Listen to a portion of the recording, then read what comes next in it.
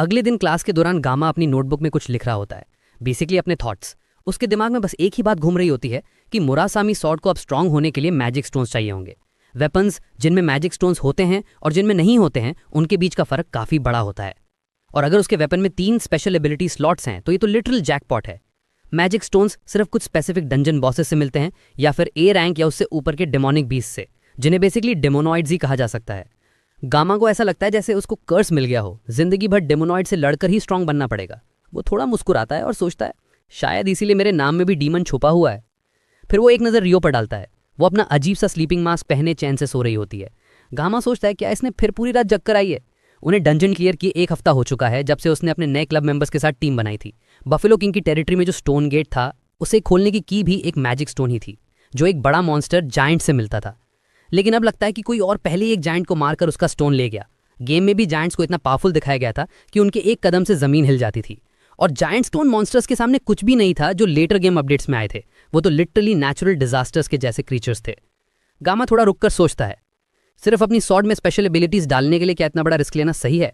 Actually में demonic beast से fight करके मैजिक स्टोन्स लाना तो लियोन का काम था, उसका नहीं। इसी सोच में गुम था कि क्लोई क्लासरूम में आती है और उसे ग्रीट करती है। वो थोड़ा शॉक्ड होती है देखकर कि रियो उस सीट पर सो रही है जहां वो बैठना चाहती थी, पर कुछ कहती नहीं है। गामा उससे पूछता है, तुम अब ठीक हो? क्लोई स्माइल करके कहती है, हाँ अब काफी बेटर फील कर रही हूँ। गामा को याद आता है उस दिन का सीन जब उसने अपने वेपन से ब्लू लाइट निकाली थी और उसके बाद उसका बॉडी लिटरली एग्जॉस्ट हो गया था। क्लोई कुछ बोलने वाली थी पर गामा उसे रोक देता है, इस बारे में और बात ना करें। वो ब्लू लाइट एक्चुअली ऑरा थी, एक ऐसी चीज जो सिर्फ ट्रूली पावरफुल लोग ही यूज कर सकते हैं। सोचते सोचते गामा के माइंड में एक नया आइडिया आता है। शायद मैजिक स्टोन्स फार्म करना इतना बुरा नहीं होगा। पहले तो उसे ये सब डेंजरस लग रहा था, लेकिन अब उसके अंदर एक पावर की क्रेविंग जग गई थी। अब वो पीस और सेफ्टी के बारे में सोचना छोड़ चुका था, पर उसका कोर गोल अब भी वही था, सिर्फ जिंदा रहना। लेकिन वर्ल्ड अब अलग तरह से बिहेव कर रहा था। उन लोगों और सिचुएशन का सामना करना पड़ रहा था जो गेम के ओरिजिनल प्लॉट में कभी थे ही नहीं। ऐसा लगता है जैसे ये दुनिया खुद उसे छोड़ने को रेडी ही नहीं है। कुछ समझ ही नहीं आता, पर धीरे धीरे 1 महीना बीत चुका है जब से गामा ने एकेडमी ज्वाइन की थी। और अब वो सच सामने आने वाला है, सेकेंड वर्ल्ड वॉर जो 3 साल बाद होने वाली है। गामा के लिए अपने आप को स्ट्रांग बनाना और अपने वेपन को एनहांस करना अब सिर्फ एक चॉइस नहीं बल्कि जरूरत बन चुका था। इस स्पीड से तो वो वॉर का आउटकम भी प्रेडिक्ट नहीं कर सकता, क्योंकि उसे लियोन, जो सो कॉल्ड हीरो कैंडिडेट है, पर बिल्कुल भरोसा नहीं है। सोच कर ही उसे इरिटेशन होती है। एक मरमेड, चाहे वो डेमोनॉइड ही क्यों ना हो, उसने एक ही अटैक में हीरो कैंडिडेट को हरा दिया। क्या मजाक है ये सब सोच सोच के उसका दिमाग लिटरली थक चुका था। इतना सोचने में घुल गया था कि उसे पता ही नहीं चला कब वेपन उसके पास आया। तब तक उसके चेहरे पर एक पंच पड़ चुका था। वो एक्चुअली पूछने आया था कि क्लब रजिस्ट्रेशन का क्या स्टेटस है। गामा ने कामली जवाब दिया, हेडमास्टर ने अप्रूव कर दिया है, अब बस एक और मेंबर मिल जाए तो हमारा क्लब ऑफिशियली स्टार्ट हो जाएगा। वेपन ने फिर एक नई न्यूज़ शेयर की, सुना है लियोन आजकल पूरा रैम्पेज मोड में है, हाई रैंक डंजन क्लियर कर रहा है नॉन स्टॉप। लगता है वो फाइनली एक प्रोटैगनिस्ट जैसा बिहेव कर रहा था। गामा थोड़ा हंसकर कहता है, शायद मुझे अपने पहले वाले वर्ड्स वापस ले लेने चाहिए। रूमर तो ये भी था कि लियोन ने कल एक ए रैंक डंजन सिर्फ एक छोटी सी पार्टी के साथ क्लियर कर दिया, जबकि गामा और उसकी टीम ने मुश्किल से एक सी रैंक डंजन सर्वाइव किया था। वेपन फिर मजाक में कहती है, वैसे रियो तुम बहुत जानती हो उस ब्लॉन्ड हीरो के बारे में, कुछ ज्यादा इंटरेस्ट तो नहीं है? रियो पहले कुछ नहीं कहती, बस गामा की तरफ देखती है, फिर नजर हटा के कहती है, अब मुझे उसमें कोई इंटरेस्ट नहीं है। वैसे लियोन सच में फास्ट ग्रो कर रहा था और अगर ये पेस चली तो अपकमिंग सर्वाइवल आइलैंड ट्रेनिंग में वो बैलोंग हासिल कर लेगा। गामा लॉजिकली सोचता है, अगर मैं पूरे 1 महीने से सिर्फ एक साशिमी नाइफ के साथ जिंदा हूं तो ये खुद में एक मिरेकल है। शायद उसकी एग्जिस्टेंस एक शील्ड की तरह काम कर रही हो। सारे थ्रेट्स और अटेंशन जो लियोन के लिए थे वो उसकी तरफ डाइवर्ट हो गए। पर चाहे ये सच हो या नहीं, गामा चुप रहने वाला नहीं था। अपनी सर्वाइवल के लिए वो अपनी तलवार बिना हिचकिचाहट घुमाएगा। वो धीरे से मटर करता है, जो भी मेरे रास्ते में आएगा मैं सबको काट डालूंगा। ये सुनकर रियो तुरंत बोल पड़ती है, क्या तू एनिमे का फैन है? ये लाइन तो किसी एनिमे या गेम से उठाई हुई लग रही है। दूसरी जगह एकेडमी के हॉलवे में एक मेड के पीछे पीछे कुछ डेंजरस लुकिंग लोग चल रहे होते हैं। उनमें से एक कहता है, यार हम जैसे लोगों को हकन एकेडमी के एल्डर से कॉल कैसे आ रहे हैं? दूसरा बोलता है, लगता है हम इतने फेमस हो गए हैं कि अब ऑफिशियली एक असैसिनेशन ग्रुप ही बना लेते हैं। बॉस, एक शॉर्ट सिल्वर बालों वाली औरत अपने एक सबऑर्डिनेट को घूरते हुए बोलती है, चुप हो जा वरना दांत तोड़ दूंगी। उसके बाद एक और थग जो थोड़ा नया लगता है बोलता है, बॉस को एलिट्स बिल्कुल पसंद नहीं। ये तुझे अभी नहीं पता, पर क्या करें, इस मिशन का पे आउट इतना बड़ा था कि मना करना बेकार था। बाकी लोग हंसने लगते हैं, लेकिन बॉस फिर से ठंडे लहजे में कहती है, मैंने कहा ना, चुप रहो। थोड़ी देर बाद वो सब उस एल्डर के ऑफिस के सामने पहुंचते हैं जिन्होंने उन्हें बुलाया था। मेड दरवाजा नॉक करके कहती है, सर वो आ गए हैं। अंदर से आवाज आती है, अंदर आओ। सबसे पहले अंदर आते हैं जैंग ताए पांग, उनके ग्रुप का डेप्यूटी लीडर। पारी, एक सिंपल ग्रंट वर्कर और उनकी बॉस रूई शेन खुद। ये तीनों बिलोंग करते हैं अंडरटेकर सिंडिकेट से, एक मर्सनरी विलन अलायंस जिसे खतरनाक काम के लिए हायर किया जाता है। एल्डर उनका शुक्रिया अदा करता है इतनी दूर से आने के लिए और सीधा मुद्दे पर आ जाता है। वो मेट को कहता है, उन्हें पैकेज दे दो। पैकेज के अंदर है एक फाइल जिसमें लिखा है सब कुछ कांगामा के बारे में। एक थक कंफ्यूज्ड होकर पूछता है, ये किस बच्चे की डिटेल्स हैं? एल्डर उसे इग्नोर करता है और बोलता है, इस लड़के को अगले हफ्ते होने वाले सर्वाइवल आइलैंड ट्रेनिंग के दौरान खत्म कर देना। अगर काम सफल हुआ तो तुम्हें 100 मिलियन अप फ्रंट मिलेंगे जैसे डिस्कस हुआ था, और कंप्लीशन पे बोनस अलग से। रूई ठंडे टोन में पूछती है, और डिस्पोजल कैसे करना है? एल्डर कामली जवाब देता है, बस उसे समंदर में डाल देना, बाकी का काम मछलियां और शार्क्स ले लेंगी। नेक्स्ट सीन, रिटन एग्जाम का दिन आ गया है। गामा एक सैंडविच खाते हुए एग्जाम के मटेरियल को पढ़ रहा होता है। मिड टर्म्स में तो उसने ऑलरेडी टॉप कर लिया था, लेकिन इस बार रिजल्ट्स पब्लिकली डिस्प्ले होने वाले हैं, इसीलिए वो चिल मार नहीं सकता था। उसके क्लब के दोनों मेंबर्स रियो और वेपन पहले से ही फर्स्ट और सेकंड रैंकर्स हैं, तो पीछे रह जाना उसके लिए एम्बेरसमेंट होती। तभी उसके फोन पे मैसेज आता है, रियो का टेक्स्ट, ब्रेकफास्ट लेना मत भूलना, एग्जाम है आज। गामा कैजुअली रिप्लाई करता है, सैंडविच खा लिया। और फिर रियो अपना क्लासिक लेक्चर शुरू कर देती है। शुगर जरूरी होती है ब्रेन के लिए, तुम्हें एनर्जी चाहिए होती है एग्जाम के वक्त। उसकी ये सुबह सुबह की बकबक देखकर गामा सोचता है, ये लड़की टॉप स्कोरर कैसे बन गई, ये भी एक मिस्ट्री है। गामा थोड़ा मजाक में कहता है, हमारे देश में भी एग्जाम के लिए ट्रेडिशनल स्वीट्स खाए जाते हैं। स्वीट्स? रियो तुरंत इंटरेस्टेड हो जाती है, लेकिन गामा बात यहीं खत्म करता है, खा लो। रियो कंफ्यूज हो जाती है और उसके फोन पे स्पैम करने लगती है, क्या मतलब खा लो, क्या कहना चाह रहे हो तुम? पर गामा ने तब तक फोन साइलेंट कर दिया होता है। उसे अब एग्जाम पे फोकस करना था और यांग गैंग मेनियाक से पीछे रहना उसकी ईगो पे बात थी। पर बात उतनी सिंपल नहीं थी, क्योंकि सच कहें तो गामा एक इडियट था। एग्जाम के दौरान रियो और वेपन अपने आंसर्स पे लड़ रहे थे, तब क्लोए ने गामा से पूछा, कैसा गया तेरा पेपर? गामा कैजुअली बोलता है, मैंने तो सारे गेस किए, लेकिन असल में उसने अपने गेम लोअर नॉलेज का यूज करके समहाउ पास कर लिया था। फिर भी उसे लगता है कि उसने क्लोए से तो बेटर ही किया होगा। वो कैजुअली पूछता है, वैसे नॉक्स से कोई अपडेट आया क्या, क्या चल रहा है उसके साइड? वो उसे बताती है कि उसके भाई का कल रात को फोन आया था, पर वो सो रही थी, इसीलिए उसने कॉल मिस कर दिया। उसका भाई शाम 7 बजे कॉल किया था, लेकिन वो पूरी रात पढ़ाई या काम कर रही थी, तो उसने देखा ही नहीं। गामा जानता है कि क्लोए एक नाइट आउल है, तो उसे लगता है कि उसने जानबूझकर इग्नोर किया होगा। एडिटोरी मेंबर्स के कॉन्टैक्ट इन्फो क्लासिफाइड होते हैं, तो जब तक नॉक्स खुद उससे कॉन्टैक्ट नहीं करता, क्लोए का इंटेल ही उसके पास एक सोर्स है। क्लोए के अपने रीजंस हैं उसके भाई को इग्नोर करने के, लेकिन दोनों के बीच अभी भी ऑकवर्डनेस है। पर्सनली गामा मानता है कि भाई बहन को ज्यादा अच्छे से मिलजुल के रहना चाहिए। वेपन जोर से कंप्लेंट करता है कि उसने दिन रात पढ़ाई की बिना नींद के, और फिर भी रियो ने एग्जाम में उसे फिर से बीट कर दिया। जब वेपन को पैनिक अटैक आने लगता है, रियो उठ के गामा के पास आके बैठ जाती है। वो क्यूरियस होती है कि गामा और क्लोए क्या बातें कर रहे हैं, और मजाक में पूछती है कि क्या दोनों डेटिंग कर रहे हैं। क्लोए बैकग्राउंड में डे ड्रीमिंग शुरू कर देती है, लेकिन गामा तुरंत डिनाई कर देता है और कहता है कि बात ऐसी नहीं है जैसे वो सोच रहे हैं। फिर रियो और पास आके पूछती है कि अगर उसकी कोई गर्लफ्रेंड नहीं है तो वो उसके मैसेजेस इग्नोर क्यों करता है। गामा कहता है कि ऐसा सिर्फ एक बार हुआ था, ऐसा नहीं है कि वो हमेशा घोस्ट करता हो। तभी क्लोए का गुस्सा फट पड़ता है जब उसे पता चलता है कि गामा और रियो टेक्स्ट करते हैं। गामा मुड़ के देखता है तो क्लोए फुल यान्डरे मोड में होती है। वो दोनों को घूरती और शांत लेकिन डरावनी आवाज में पूछती है कि क्या सच में दोनों टेक्स्ट करते हैं।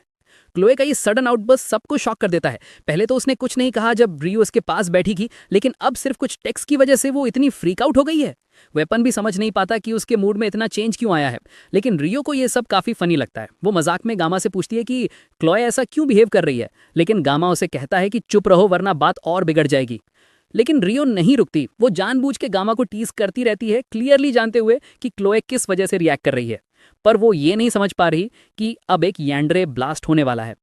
क्लोए उन दोनों को फ्लर्ट करते देख के और नहीं सह पाती और सीधा पॉइंट पे आ जाती है। वो गामा से कहती है कि उसने तो उसे अपना नंबर कभी दिया ही नहीं, लेकिन वो रियो के साथ आराम से चैट कर रहा है। गामा एक्सप्लेन करने की कोशिश करता है कि क्लोए का नंबर कॉन्फिडेंशियल था, लेकिन वो सुन ही नहीं रही। उसका ध्यान सिर्फ इस बात पे है कि गामा ने कभी कहा था कि वो उसका वन एंड ओनली प्रिंस होगा। रियो गामा से चिपक जाती है, क्यूरियस होकर पूछती है कि क्या हो रहा है, और गामा ट्राई करता है समझाने की, लेकिन क्लोए की किलिंग इंटेंट के बीच बोलना मुश्किल हो जाता है। वो रियो से कहता है कि क्लोए एक यैंड्रे है, लेकिन रियो प्रिटेंड करती है कि उसे पता ही नहीं है क्या होता है। वेपन तुरंत रियो का चेहरा पकड़ के उसे गामा से दूर करता है, क्लियरली समझ जाता है कि सिचुएशन खतरनाक हो गई है। तभी क्लोए अपना ट्रेडमार्क यैंड्रे बॉक्स कटर निकाल लेती है, ready to cut down everything in front of her. ये पिछली बार के यैंड्रे मोड से बिल्कुल अलग लग रहा था और गामा बिल्कुल कंफ्यूज था। उसने यांडरे बिहेवियर के बारे में नियो ट्यूब पे रिसर्च करना बंद कर दी थी और अब उसे बिल्कुल आइडिया नहीं था कि उसे हैंडल कैसे करना है। क्लोए धीरे धीरे उसकी तरफ बढ़ती है और कहती है, अब से मैं खुद इंश्योर करूंगी कि तुम्हारी नज़र सिर्फ मुझ पर ही रहे, सिर्फ मुझ पर। एक सेकंड का भी मौका दिए बिना क्लोई सीधा उस पर बॉक्स कटर लेकर रश करती है। तभी रियो को भी समझ आता है कि सिचुएशन सच में बहुत खराब है। क्लोई उस पर लगातार अटैक करती रहती है, बॉक्स कटर से वार पे वार करते हुए चिल्लाती है कि गामा हमेशा उसे उदास करता है, वो हमेशा दूसरी लड़कियों के साथ रहता है, उनसे फ्लर्ट करता है, लेकिन उसके लिए कभी वक्त नहीं निकालता। इस बार बॉक्स कटर गामा को मिस करता है और सीधा रियो की तरफ जाता है। गामा तुरंत रिएक्ट करता है, उसका हाथ पकड़कर उसका वार डिफ्लेक्ट कर देता है ताकि रियो को चोट न लगे। फिर वो क्लोई को टेबल पे धक्का दे देता है और खुद उसके ऊपर चढ़ जाता है ताकि वो हिल ना सके। विपिन और रियो दोनों शॉक में देखते रहते हैं जब गामा उसे शांत करने की कोशिश करता है। रियो के चेहरे पे क्लियरली इरिटेशन है, जैसे उसे ये सीन बिल्कुल पसंद नहीं आ रहा हो। क्लोई फिर भी उसे दूर धकेलने की कोशिश करती है, लेकिन गामा के प्रेशर से उसके हाथ कमजोर पड़ जाते हैं। वो उसकी बात सुनना नहीं चाहती, कह रही होती है कि अब तक तो उसने कभी उससे बात करना नहीं चाहा और अब अचानक बात करने का शौक जग गया। गामा उसके और पास झुक करके कहता है कि वो उससे फेस टू फेस बात करना चाहता है, किसी मेटल के टुकड़े यानी फोन के जरिए नहीं। ये बात सुनकर क्लोई का गुस्सा थोड़ा ठंडा पड़ जाता है और वो हल्की सी कांपने लगती है जब गामा और पास आता है। वो उससे कहता है, मुझे हमेशा याद रखने के लिए शुक्रिया। और ये सुनकर क्लोई फुल यांडरे ओवरलोड में चली जाती है। गामा का रिज इतना पावरफुल होता है कि वेपन तक ब्लश कर जाता है। फिर गामा उठकर उससे कहता है कि उसे याद है बफेलो डंजन वाला दिन, जब उसने उसकी मदद ली थी और दोनों ने मिलकर लड़ाई की थी। उन्होंने काफी कुछ साथ झेला है, तो इतनी छोटी बातों पे उसे इतना रिएक्ट नहीं करना चाहिए। क्लोई अब शांत हो जाती है और गामा उस मूवमेंट का फायदा उठा के वहां से निकल जाता है, खुश इस बात से कि उसने सिचुएशन समहाउ संभाल ली। विपिन उससे पूछता है, तू ठीक है ना? लेकिन रियो चुप रहती है, उसके चेहरे पे डिसअपॉइंटमेंट क्लियरली दिख रहा होता है। बातें आगे बढ़ती हैं और गामा कहता है कि सबको साफ सफाई करके निकलना चाहिए। रियो रूम से बाहर निकल जाती है। बाद में रियो और विपिन दोनों अपने डॉम्स की तरफ जा रहे होते हैं। दोनों के दिमाग में सिर्फ गामा चल रहा होता है। उन्हें पहले से ही अंदाजा था कि जब भी गामा की बात होती है क्लोई का मूड इंस्टेंटली मर्डरस हो जाता है। कोई जीनियस नहीं चाहिए समझने के लिए कि क्लोई के फीलिंग्स गामा के लिए बहुत स्ट्रांग हैं, लेकिन वो प्यार का एक ट्विस्टेड वर्जन है। सबसे शॉकिंग बात यह थी कि इतने जेंटल वर्ड्स और काम एक्शंस के पीछे गामा अपना सशिमी नाइफ पकड़ रखा था। वो कोशिश करता है हर डेंजरस सिचुएशन को बातचीत से सुलझाने की, लेकिन क्लियरली जरूरत पड़ने पे वो वायलेंस से भी पीछे नहीं हटता। वो जानता है कैसे थ्रेड का यूज करके कंट्रोल मेंटेन करना है।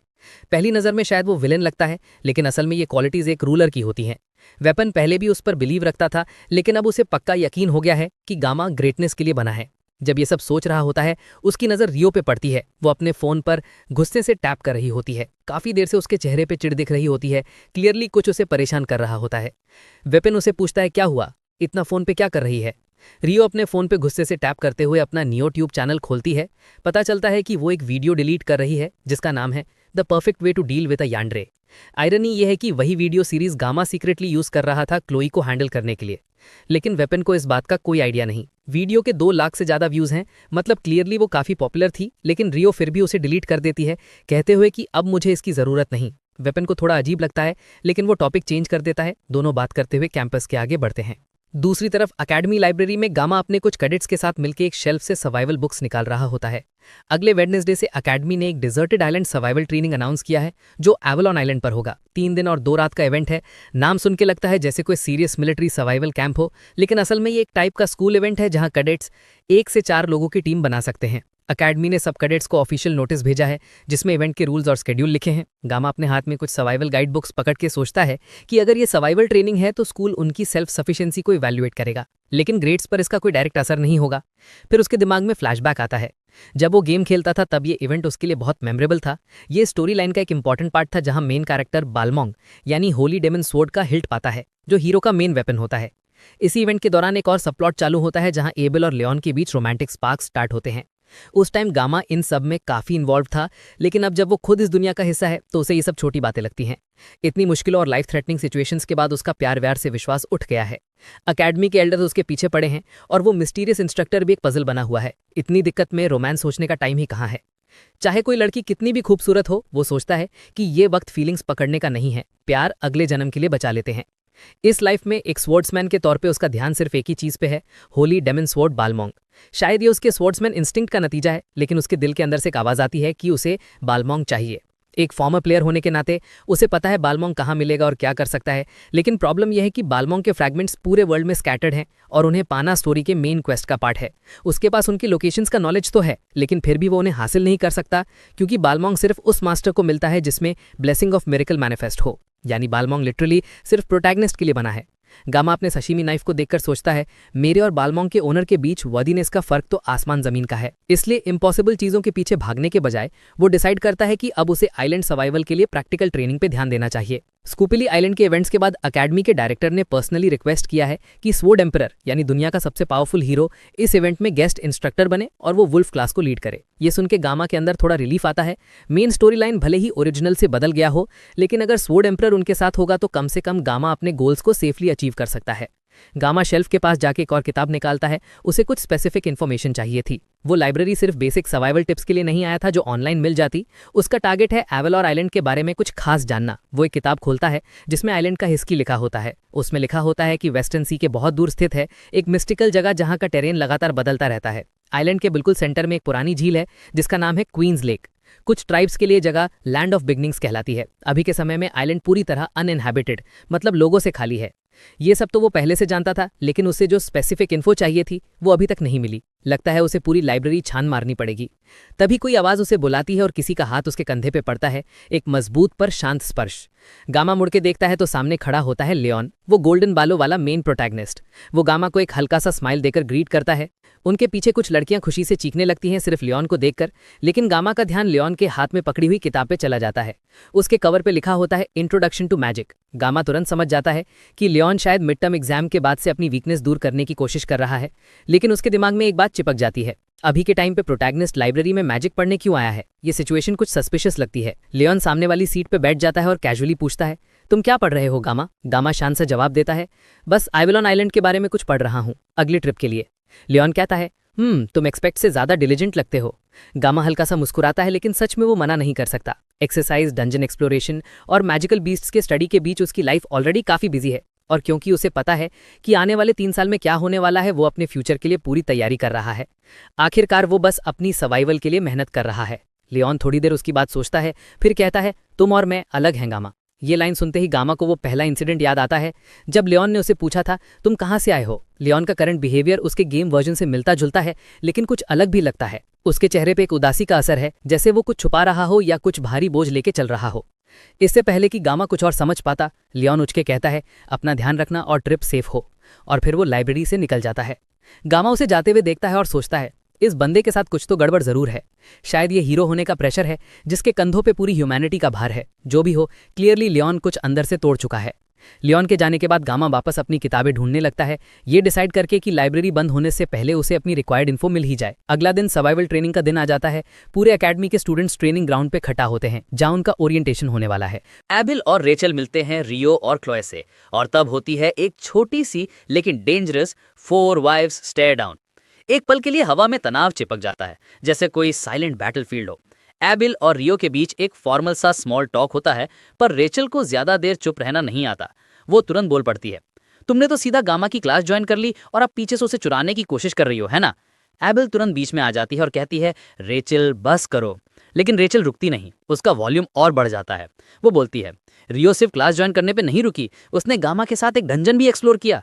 फिर दोनों ने एक क्लब स्टार्ट किया और अब तो दोनों 3 दिन और 2 रात के लिए सर्वाइवल ट्रेनिंग पे जा रहे हैं, अलोन। रियो फाइनली बोल पड़ती है, रिलैक्स, गामा ने खुद कहा था कि वो ट्रेनिंग सोलो करेगा, उसे कुछ चीजें अकेला ट्राई करनी है। ये सुनकर रेचल के चेहरे पर एक ईविल स्माइल आ जाती है। सोलो? हाँ, मतलब पूरे 3 दिन वो अकेला होगा।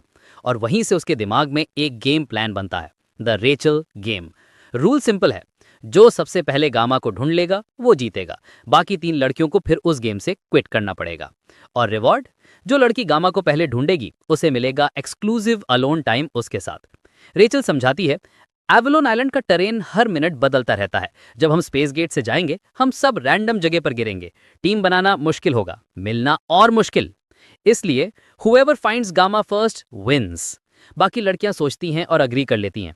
सिर्फ एबिल ही लाल पड़ जाती है और कहती है, मैं नहीं खेलूंगी ये स्टूपिड गेम। बाकी 3 के लिए ये और अच्छा हो जाता है, एक कंपेटिटर कम। दूसरी तरफ हमारा हीरो गामा सबके दिमाग का सेंटर पॉइंट खुद नींद से लड़ रहा होता है। पिछले दिन लाइब्रेरी में पूरा दिन बिताने के बाद उसकी आंखें लगभग बंद हो रही होती हैं।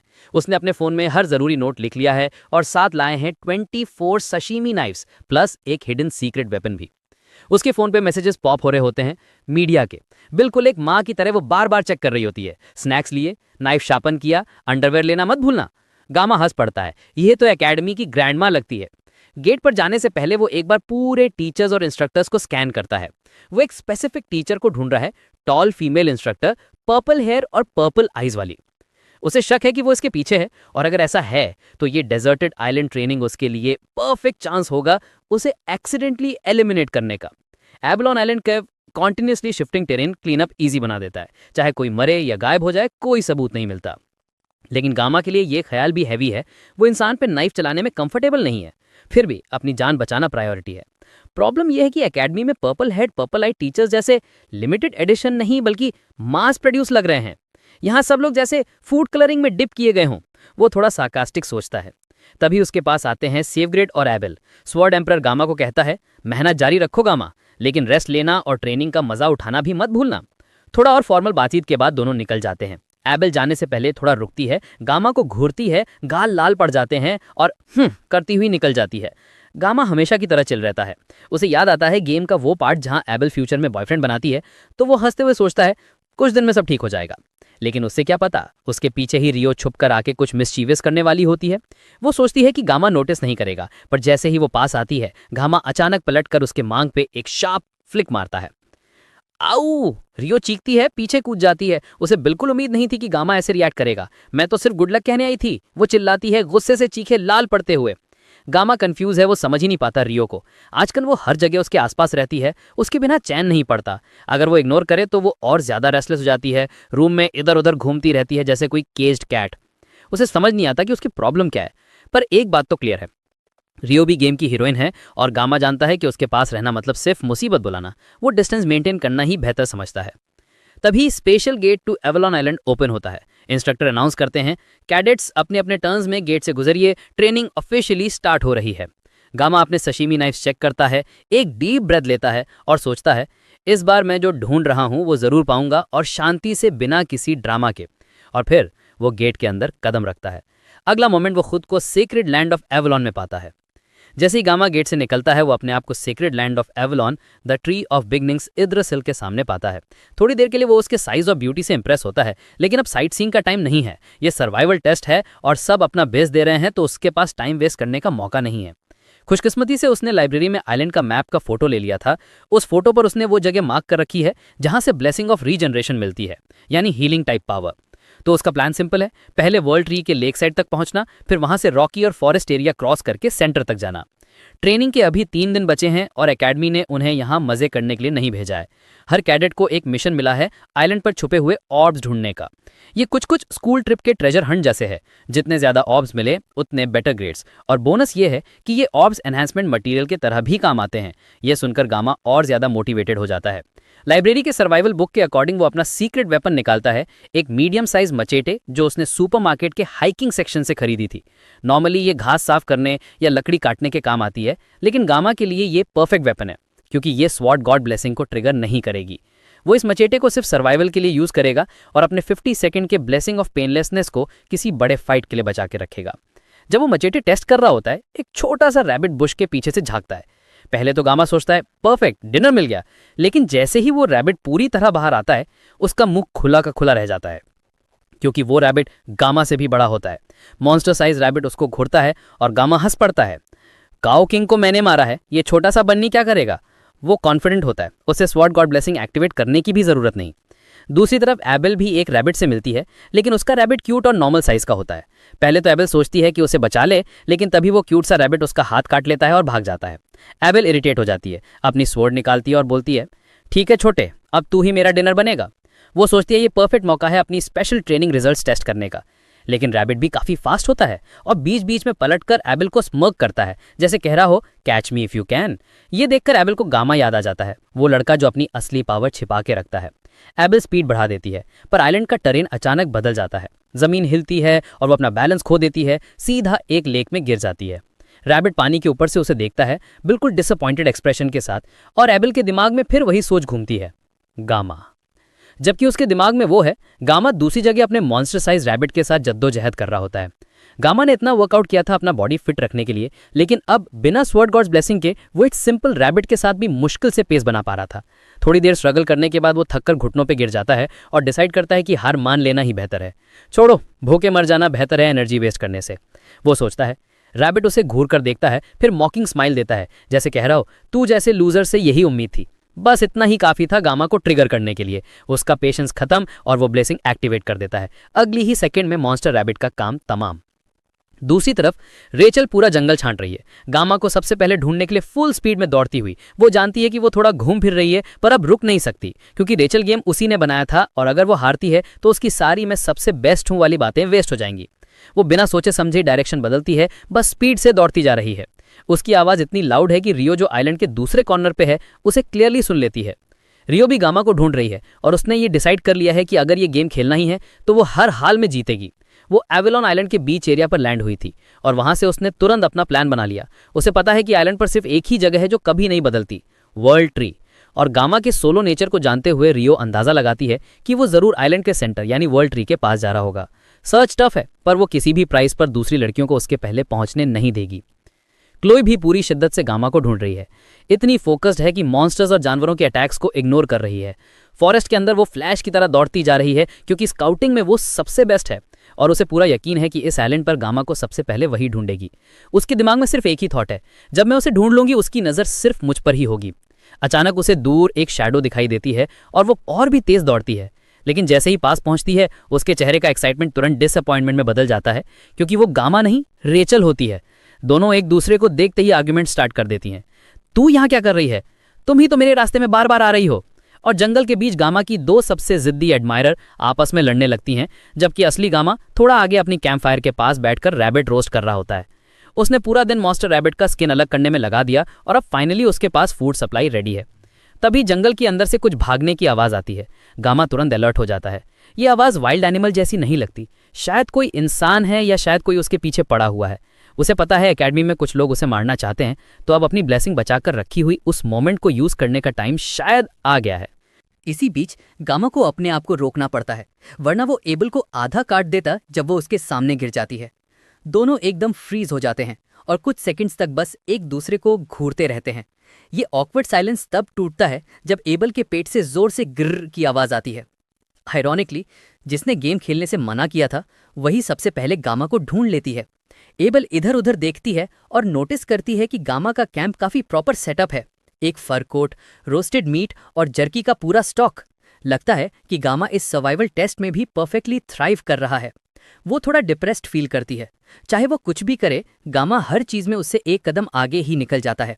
और ऊपर से लेक में गिरने के बाद उसके कपड़े भी गीले हो गए थे, तो वो लिटरली ठंड से कांप रही होती है। गामा पीछे से आता है और फर कोट उसके शोल्डर्स पर डाल देता है। वो सॉफ्टली कहता है, पहन लो वरना सर्दी लग जाएगी।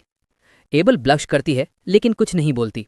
वो एक्चुअली गामा के कैंप तक उसके खाने की खुशबू फॉलो करते हुए पहुंची थी, पर अब जब उसने कोट पहना उसका बॉडी थोड़ा रिलैक्स कर गया।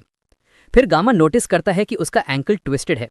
बिना टाइम वेस्ट किए वो तुरंत उसके पास बैठ जाता है और उसके एंकल को बैंडेज करने लगता है ताकि इन्फेक्शन ना हो। एबल उसके जेंटल हैंड्स को देखकर थोड़ा शर्माती है लेकिन कुछ नहीं बोलती। जब गामा काम खत्म करता है वो कैजुअली पूछता है, तुम अकेले क्यों घूम रही हो आइलैंड पे? ये सुनकर एबल के दिमाग में तुरंत रेचल गेम याद आता है, लेकिन ऑब्वियसली वो ये बात नहीं बता सकती, तो वो झूठ बोलती है, मुझे अकेला रहना ज्यादा पसंद है। वो सोचती है, मैं इतना कॉन्फिडेंटली कह रही थी कि गेम नहीं खेलूंगी, पर अब जब मैं यहाँ गामा के साथ हूं तो दिल के अंदर एक ही बात आ रही है, मैं जीतना चाहती हूँ। एबल अपना फोन उठाती है और एक क्विक फोटो क्लिक करती है जिसमें क्लियरली दिख रहा होता है कि उसने गामा को सबसे पहले ढूंढ लिया है। बिना टाइम वेस्ट किए वो फोटो ग्रुप चैट में भेज देती है, कंफर्म करते हुए कि रेचल गेम की विनर वही है। अब बाकी लड़कियां गामा के पास भी नहीं जा सकती। जैसे ही रियो और रेचल वो फोटो देखती हैं, दोनों लिटरली फ्रीक आउट कर जाती हैं। ये कैसे हो गया? लेकिन अब कुछ नहीं बदल सकता, एबल ऑलरेडी जीत चुकी है।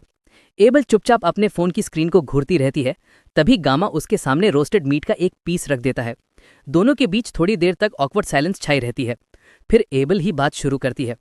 वो सॉफ्टली पूछती है, तुम इतने स्ट्रांग कैसे बन गए गामा? गामा कुछ सेकंड के लिए चुप रहता है, फिर कहता है, शायद मेरे टीचर की वजह से। सच तो ये है कि गामा खुद भी नहीं जानता कि उसके अंदर इतनी स्ट्रेंथ कैसे आई है। उसके फाइट्स ज़्यादा लंबी नहीं होती, पर हर एक फाइट में वो अनबिलीवेबल पावर दिखाता है जो अकेडमी में सबको शॉक कर चुकी है। एबल हल्की सी स्माइल देती है और कहती है, मैं भी बचपन से अपने दादाजी से तलवार चलाना सीखती आई हूँ। मुझे लगता था मुझसे ज़्यादा स्वॉर्ड के बारे में कोई नहीं जानता, पर तुमसे मिलने के बाद समझ आया कि मुझे अभी भी बहुत कुछ सीखना बाकी है। फिर वो क्यूरियस होकर पूछती है, तुमने किस फैमिली से स्वॉर्ड्समैनशिप सीखी? लेकिन गामा उसका सवाल इग्नोर करता है।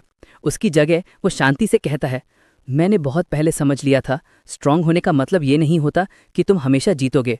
आखिर में वही जीतता है जो कभी हार नहीं मानता। जो लोग सब कुछ सहकर भी टिकते हैं, वही असल में स्ट्रांग होते हैं। एबल उसे कुछ सेकंड्स तक घूरती रहती है, फिर हंस पड़ती है। तुम तो बिल्कुल मेरे दादाजी जैसे बात कर रहे हो, वो मुस्कुराकर कहती है। उसे याद आता है जब पहली बार वो दोनों बेंच पर बात कर रहे थे। ये उनका पहला सच्चा कॉन्वर्सेशन था। उसके बाद गामा उसे एक और पीस देता है। एबल शुक्रिया कहकर वो ले लेती है। धीरे धीरे उसका बॉडी रिलैक्स होने लगता है और बिना पता चले वो सो जाती है। अगली सुबह जब वो जागती है तो गामा कब का जा चुका होता है। उसने सारा खाना और सप्लाइज वहीं छोड़ दिए होते हैं और उसके पैर का जख्म भी पूरी तरह से ठीक हो गया होता है। एबल अपने एंकल को देखकर रोते हुए मुस्कुराती है। ये पहली बार था जब उसने महसूस किया कि कोई उसकी सच में परवाह करता है। अपनी पूरी जिंदगी में वो हमेशा अकेले लड़ती रही, चाहे कितनी भी बड़ी मुश्किल हो। उसने सब कुछ अपने दम पर फेस किया। यही था निबिलोंग फैमिली का फर्ज। लेकिन अब गामा ने उसके लिए बिना कुछ मांगे इतना कुछ कर दिया और एबल के दिल में बस एक ही बात घूमती है, मैं हमेशा उन लोगों से जलन करती थी जो बिना किसी फायदे के भी दूसरों के लिए अच्छे काम करते हैं, और अब उसने मेरे लिए वही किया। एबल अपनी आंखों के आंसू पोंछती है और फिर नई एनर्जी के साथ खड़ी हो जाती है। अगर वो यहीं बैठकर रोती रहेगी तो कुछ नहीं बदलेगा, तो अब उसे चलना ही होगा। वो गामा का दिया हुआ फरकोट गर्व से पहनती है और अपनी तलवार उठाकर सर्वाइवल ट्रेनिंग जारी रखने निकल पड़ती है। दूसरी तरफ गामा जंगल के घने रास्ते से गुजरता जा रहा होता है। चलते चलते उसके दिमाग में एबल का ख्याल आ जाता है। उसे लगता है, हाँ, एबल बहुत खूबसूरत है, लेकिन साथ ही वो ये भी सोचता है कि शायद एबल उसे पसंद नहीं करती। उसे इस बात का ज्यादा टेंशन नहीं है, क्योंकि वो जानता है कि एबल का कैरेक्टर वैसे ही है, एक गर्वीली, थोड़ी दूरी बनाए रखने वाली लड़की। उसने उसकी मदद सिर्फ इसलिए की थी क्योंकि उसकी हालत उस वक्त बहुत बेचारी लग रही थी, ना कि इसलिए क्योंकि उसके लिए कोई स्पेशल फीलिंग थी। उसे अंदाजा है कि स्टोरी लाइन थोड़ी बदल सकती है क्योंकि उसका एबल से इंटरैक्शन हुआ है, लेकिन ओवरऑल सब कुछ ठीक ही रहेगा। आज का दिन वैसे भी इंपॉर्टेंट है। आज एबल और लियोन के फीलिंग्स डेवलप होने की शुरुआत होने वाली है। गामा अंदर ही अंदर ये सोचकर हंस भी देता है, बस इतना हो कि एबल मेरा दिया हुआ फर ब्लैंकेट लियोन को ना दे दे। कई घंटे चलने के बाद गामा फाइनली फॉरेस्ट से बाहर निकलता है और अब उसका फोकस एक ही चीज पर है, सनसेट से पहले रीजेनरेशन ब्लेसिंग ढूंढनी है। ये ब्लेसिंग एक गार्डियन क्लास ब्लेसिंग है जो ट्रांसफरेंस ब्लेसिंग से एक रैंक नीचे आती है। इसका काम है बॉडी की हीलिंग और रीजेनरेशन को स्पीड अप करना। पर इसमें एक कैच है, ये ब्लेसिंग सिर्फ उस इंसान पर काम करती है जिसके पास ये ब्लेसिंग हो, यानी कि ये एक तरह का मैजिकल डोपिंग है। लेकिन गामा के पास ट्रांसफरेंस ब्लेसिंग भी है, इसलिए उस पर यह रिस्ट्रिक्शन लागू नहीं होता। वो चाहे तो अपने सशिमी नाइफ्स को भी रिपेयर कर सकता है इससे। एक नज़र में तो ये ब्लेसिंग एक चीट कोड लगती है, पर ये कोई ओवरपावर्ड हीलिंग नहीं करती। ये बस नॉर्मल वुंड्स को फास्ट हील करती है, कटी हुई लिम्स को नहीं। ये ब्लेसिंग गेम में एक हिडन बोनस थी, इसलिए ये लियोन के ग्रोथ में कोई मेजर फर्क नहीं लाती थी। और क्योंकि लियोन फ्यूचर में और भी ज्यादा पावरफुल होने वाला है, गामा जानता है कि उसे ये ब्लेसिंग अभी ले लेनी चाहिए। कुछ और चलने के बाद गामा फाइनली वो जगह ढूंढ लेता है जहां रीजेनरेशन ब्लेसिंग छिपी थी। उसके पास ही एक बड़ा सा ग्लोइंग ओब भी पड़ा होता है, जो क्लियरली टेस्ट का पार्ट लग रहा था। इतना ऑब्वियस था कि लगता था ये फ्रीबी रिवॉर्ड जैसा है। गामा खुश होता है, एक के साथ एक फ्री मिल गया। वो ओब लेने के लिए आगे बढ़ता है, लेकिन तभी कोई उसके सामने आ जाता है और उसका रास्ता रोक देता है। वो है लियोन। वो उसकी तरफ शांत नजरों से देखता है और क्लियरली जानता है कि गामा यहाँ साइट सीइंग करने नहीं आया। गामा झूठ बोलने की कोशिश करता है, मैं बस दूर से ओब देखा और देखने चला आया। लियोन अपनी सोर्ड निकालता है और कहता है, फिर तो ले लो, लेकिन तभी अगर मुझे हरा सकते हो तो।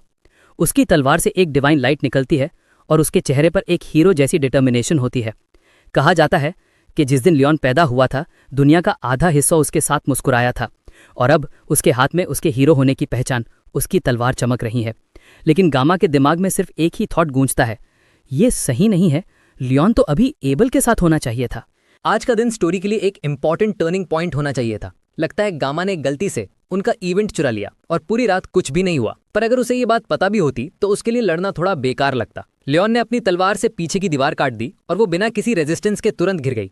उसके एक्सप्रेशन से क्लियरली पता चलता है वो इस फाइट को लेकर सीरियस है और कुछ भी उसका डिसीजन नहीं बदलने वाला। अब गामा को फाइनली वो तलवार दिखती है जो लियोन के हाथ में है, बैलमोंग, वही हीरो स्वॉर्ड जो लियोन को मिलनी थी। लेकिन गामा को उसकी कंडीशन अजीब लगती है। बैलमोंग दुनिया की सबसे खतरनाक और शैतानी डीमन स्वॉर्ड है और उसके बीच में लगा हुआ ब्लू जेम एक कैटलिस्ट है। ये जेम ही बैलमोंग को होली पावर देता है जो उसकी मैजिक एनर्जी को न्यूट्रलाइज करता है। लेकिन बैलमोंग का बेस ही मैजिक पावर पर है, तो जब उसे ईथर जेम न्यूट्रलाइज करता है तो वो पूरी तरह से यूजर के कैरेक्टर पर डिपेंड करता है। इसी वजह से गेम में बैलमोंग कभी डीमन स्वॉर्ड बनती थी और कभी होली स्वॉर्ड, प्लेयर के चॉइसेस के हिसाब से। लियोन गामा से कहता है कि काम हो जाओ और इसे सिर्फ एक स्पारिंग मैच समझ, लेकिन वो पागल ही होगा क्योंकि अभी तक उसने मेंटल रेल्म तक का कंट्रोल भी नहीं सीखा। उसके करंट स्टेट में गामा को हराना इम्पॉसिबल है। लेकिन गामा थोड़ा समझ सकता है लियोन के पॉइंट को। शायद वो बैलमोंग मिलने के बाद गामा को एक स्टेपिंग स्टोन बनाकर खुद को स्ट्रॉन्ग करना चाहता है। ये सिर्फ एक गेस है, लेकिन गलत भी नहीं लगता। एक बात जिसके बारे में गामा श्योर है वो ये कि ऑर्ब सिर्फ एक एक्सक्यूज है। लियोन अब और रुकने वाला नहीं था और बिना किसी वार्निंग के गामा पर अटैक कर देता है। दूसरी तरफ रियो थककर अपनी गर्दन खुजा रही होती है जब वो जंगल के रास्ते चल रही होती है। रास्ते में उसकी मुलाकात वेपन से होती है और दोनों अब मजबूरी में साथ चल रहे हैं जब वो गामा को ढूंढ रही है।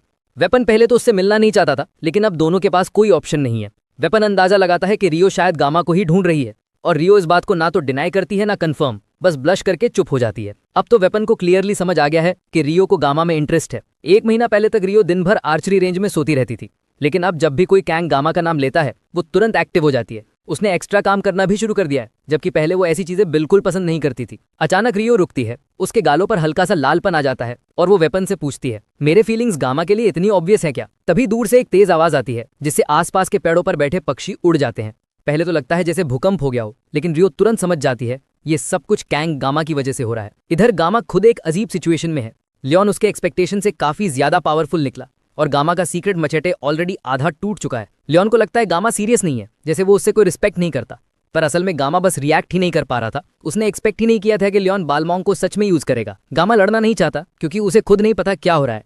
उसने हेजिटेशन इसलिए दिखाया क्योंकि अगर उसने अपना ब्लेसिंग यूज किया तो शायद लियोन को गलती से मार देता, पर अगर वो फाइट बैक नहीं करता तो लियोन उसका सिर उड़ा देता। Leon blessing of miracle M का प्रोटैगनिस्ट है, उसे अंडर एस्टिमेट करना बेवकूफ़ी होती। जब वो ब्लॉन्ड हीरो गामा की तरफ आता है तो हमारा एमसी मजबूरन अपना सशीमी नाइफ निकालता है। अब वो एक मॉन्स्टर का सामना करने वाला है और बिना ब्लेसिंग के लड़ना बेवकूफ़ी होती। गामा अपना blessing of the sword God activate करता है और जैसे ही लियोन दोबारा चार्ज करता है दोनों की तलवारों की टक्कर से हवा हिल जाती है। लेकिन 1 सेकंड के अंदर ही लियोन पहला सशीमी नाइफ 2 टुकड़ों में काट देता है जैसे बटर हो। गामा तुरंत अपना बैग खोलता है और एक एक्स्ट्रा नाइफ निकालकर लियोन पर फेंकता है, लेकिन ब्लॉन्ड इजीली सब नाइफ्स को कट कर देता है और फिर से गामा पर चार्ज करता है, रास्ते में कई पिलर्स तोड़ता हुआ। गामा मुश्किल से उसका अटैक डॉज करता है और डिस्टेंस बना लेता है। ये क्लियर है अब लियोन मिड टर्म्स के टाइम वाले लियोन से पूरी तरह से अलग लेवल पर है। लेकिन इवन प्रोटैगनिस्ट बफ की भी एक लिमिट होती है। बैलमोंग से एक और मैसिव स्लैश निकलता है जो जमीन को टुकड़े टुकड़े कर देता है।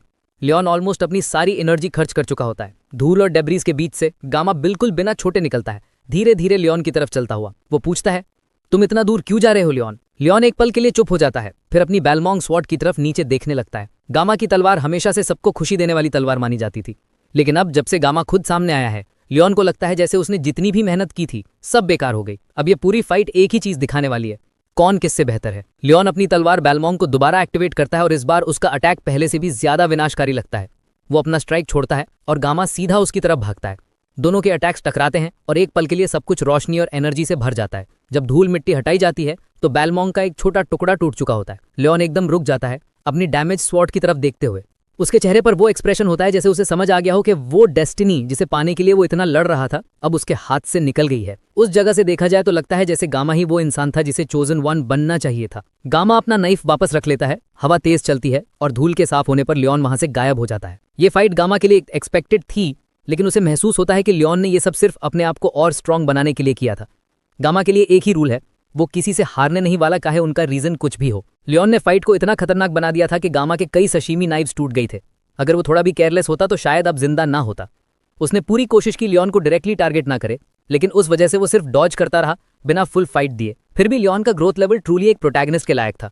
गामा ने बैलमोंग का एक छोटा पार्ट काट दिया, लेकिन अगर वो इसे रिपेयर कर ले और बाद में और पार्ट्स कलेक्ट करे तो उसका फाइनल फॉर्म तक पहुंचना पॉसिबल है। कम से कम गामा ने लियोन को खुद नहीं मारा, वरना सिचुएशन और खराब होती। कोई और सरप्राइज अटैक नहीं देखते हुए गामा फाइनली सर्वाइवल ट्रेनिंग का ऑर्ब लेने चला जाता है और अपना नया ब्लेसिंग भी कलेक्ट कर लेता है। जैसे ही वो ब्लेसिंग उठाता है, एक सिस्टम मैसेज पॉपअप होता है, न्यू एबिलिटी एक्वायर्ड। ये एक पैसिव स्किल होती है और टेस्ट करने के लिए गामा अपनी त्वचा पर एक पत्थर से कट लगाता है। 1 सेकंड के अंदर ही वूंड गायब हो जाता है, बिना कोई दाग छोड़े।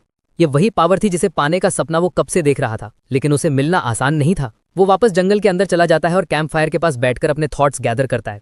उसके दिमाग से वो लियोन के साथ का अचानक डुएल निकल ही नहीं रहा था। उसे लगता है सब कुछ इसलिए हुआ क्योंकि उसने गलती से लियोन का एबल के साथ स्पेशल मोमेंट चुरा लिया। लेकिन लियोन ने खुद कहा था, हमारी फाइट तो वैसे भी होने वाली थी।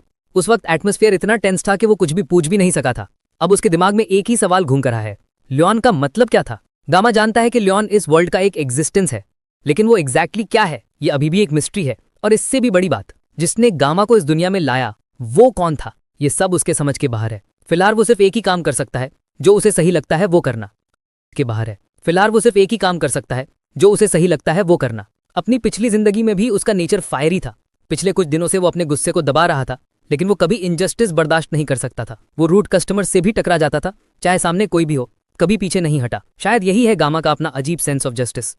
शुरू में गामा ने कोशिश की थी कि वो मेन स्टोरी लाइन में इंटरफेयर ना करे। उसका प्लान सिंपल था, अपनी जगह बनानी है और बस अपना काम करना है। लेकिन धीरे धीरे सब कुछ बदल गया। अब उसके लिए खुद को बचाना ही सबसे बड़ा प्रायोरिटी बन गया है। वो सिर्फ एक ब्लेसिंग पाने के लिए कुछ कर रहा था, ऐसा उसका मानना था। लेकिन अब उसके एक्शंस ने कहानी का पूरा फ्लो बदल दिया है। आज उसने लायन से फाइट कर ली और अब तो असैसिनेशन का थ्रेट भी मिल गया है। उसकी लाइफ लिटरल सेंस में डेंजर में है और अगर ऐसे ही चलता रहा तो शायद एक दिन वो किसी इंसान को काट दे, कोई मॉन्स्टर नहीं। ये सोचकर उसका दिल बोझल हो जाता है। वो खुद से लड़ता है। उसका मन मानता ही नहीं कि वो कभी किसी इंसान की जान ले। इसी बीच उसके पीछे से एक आवाज आती है, रियो की। वो हमेशा की तरह सार्कास्टिक टोन में कहती है, खुद से बातें करना बंद कर और नॉर्मल बिहेव कर, ओवरथिंक मत कर। गामा तुरंत पीछे मुड़ता है, लेकिन रियो गायब होती है। उसे समझ आ जाता है ये सिर्फ हेलुसिनेशन थी, पर उसे यकीन है अगर रियो यहां होती तो वही कहती। थोड़ी देर तक वो बैठकर सोचता है, उसके दोस्तों का क्या हाल होगा अभी।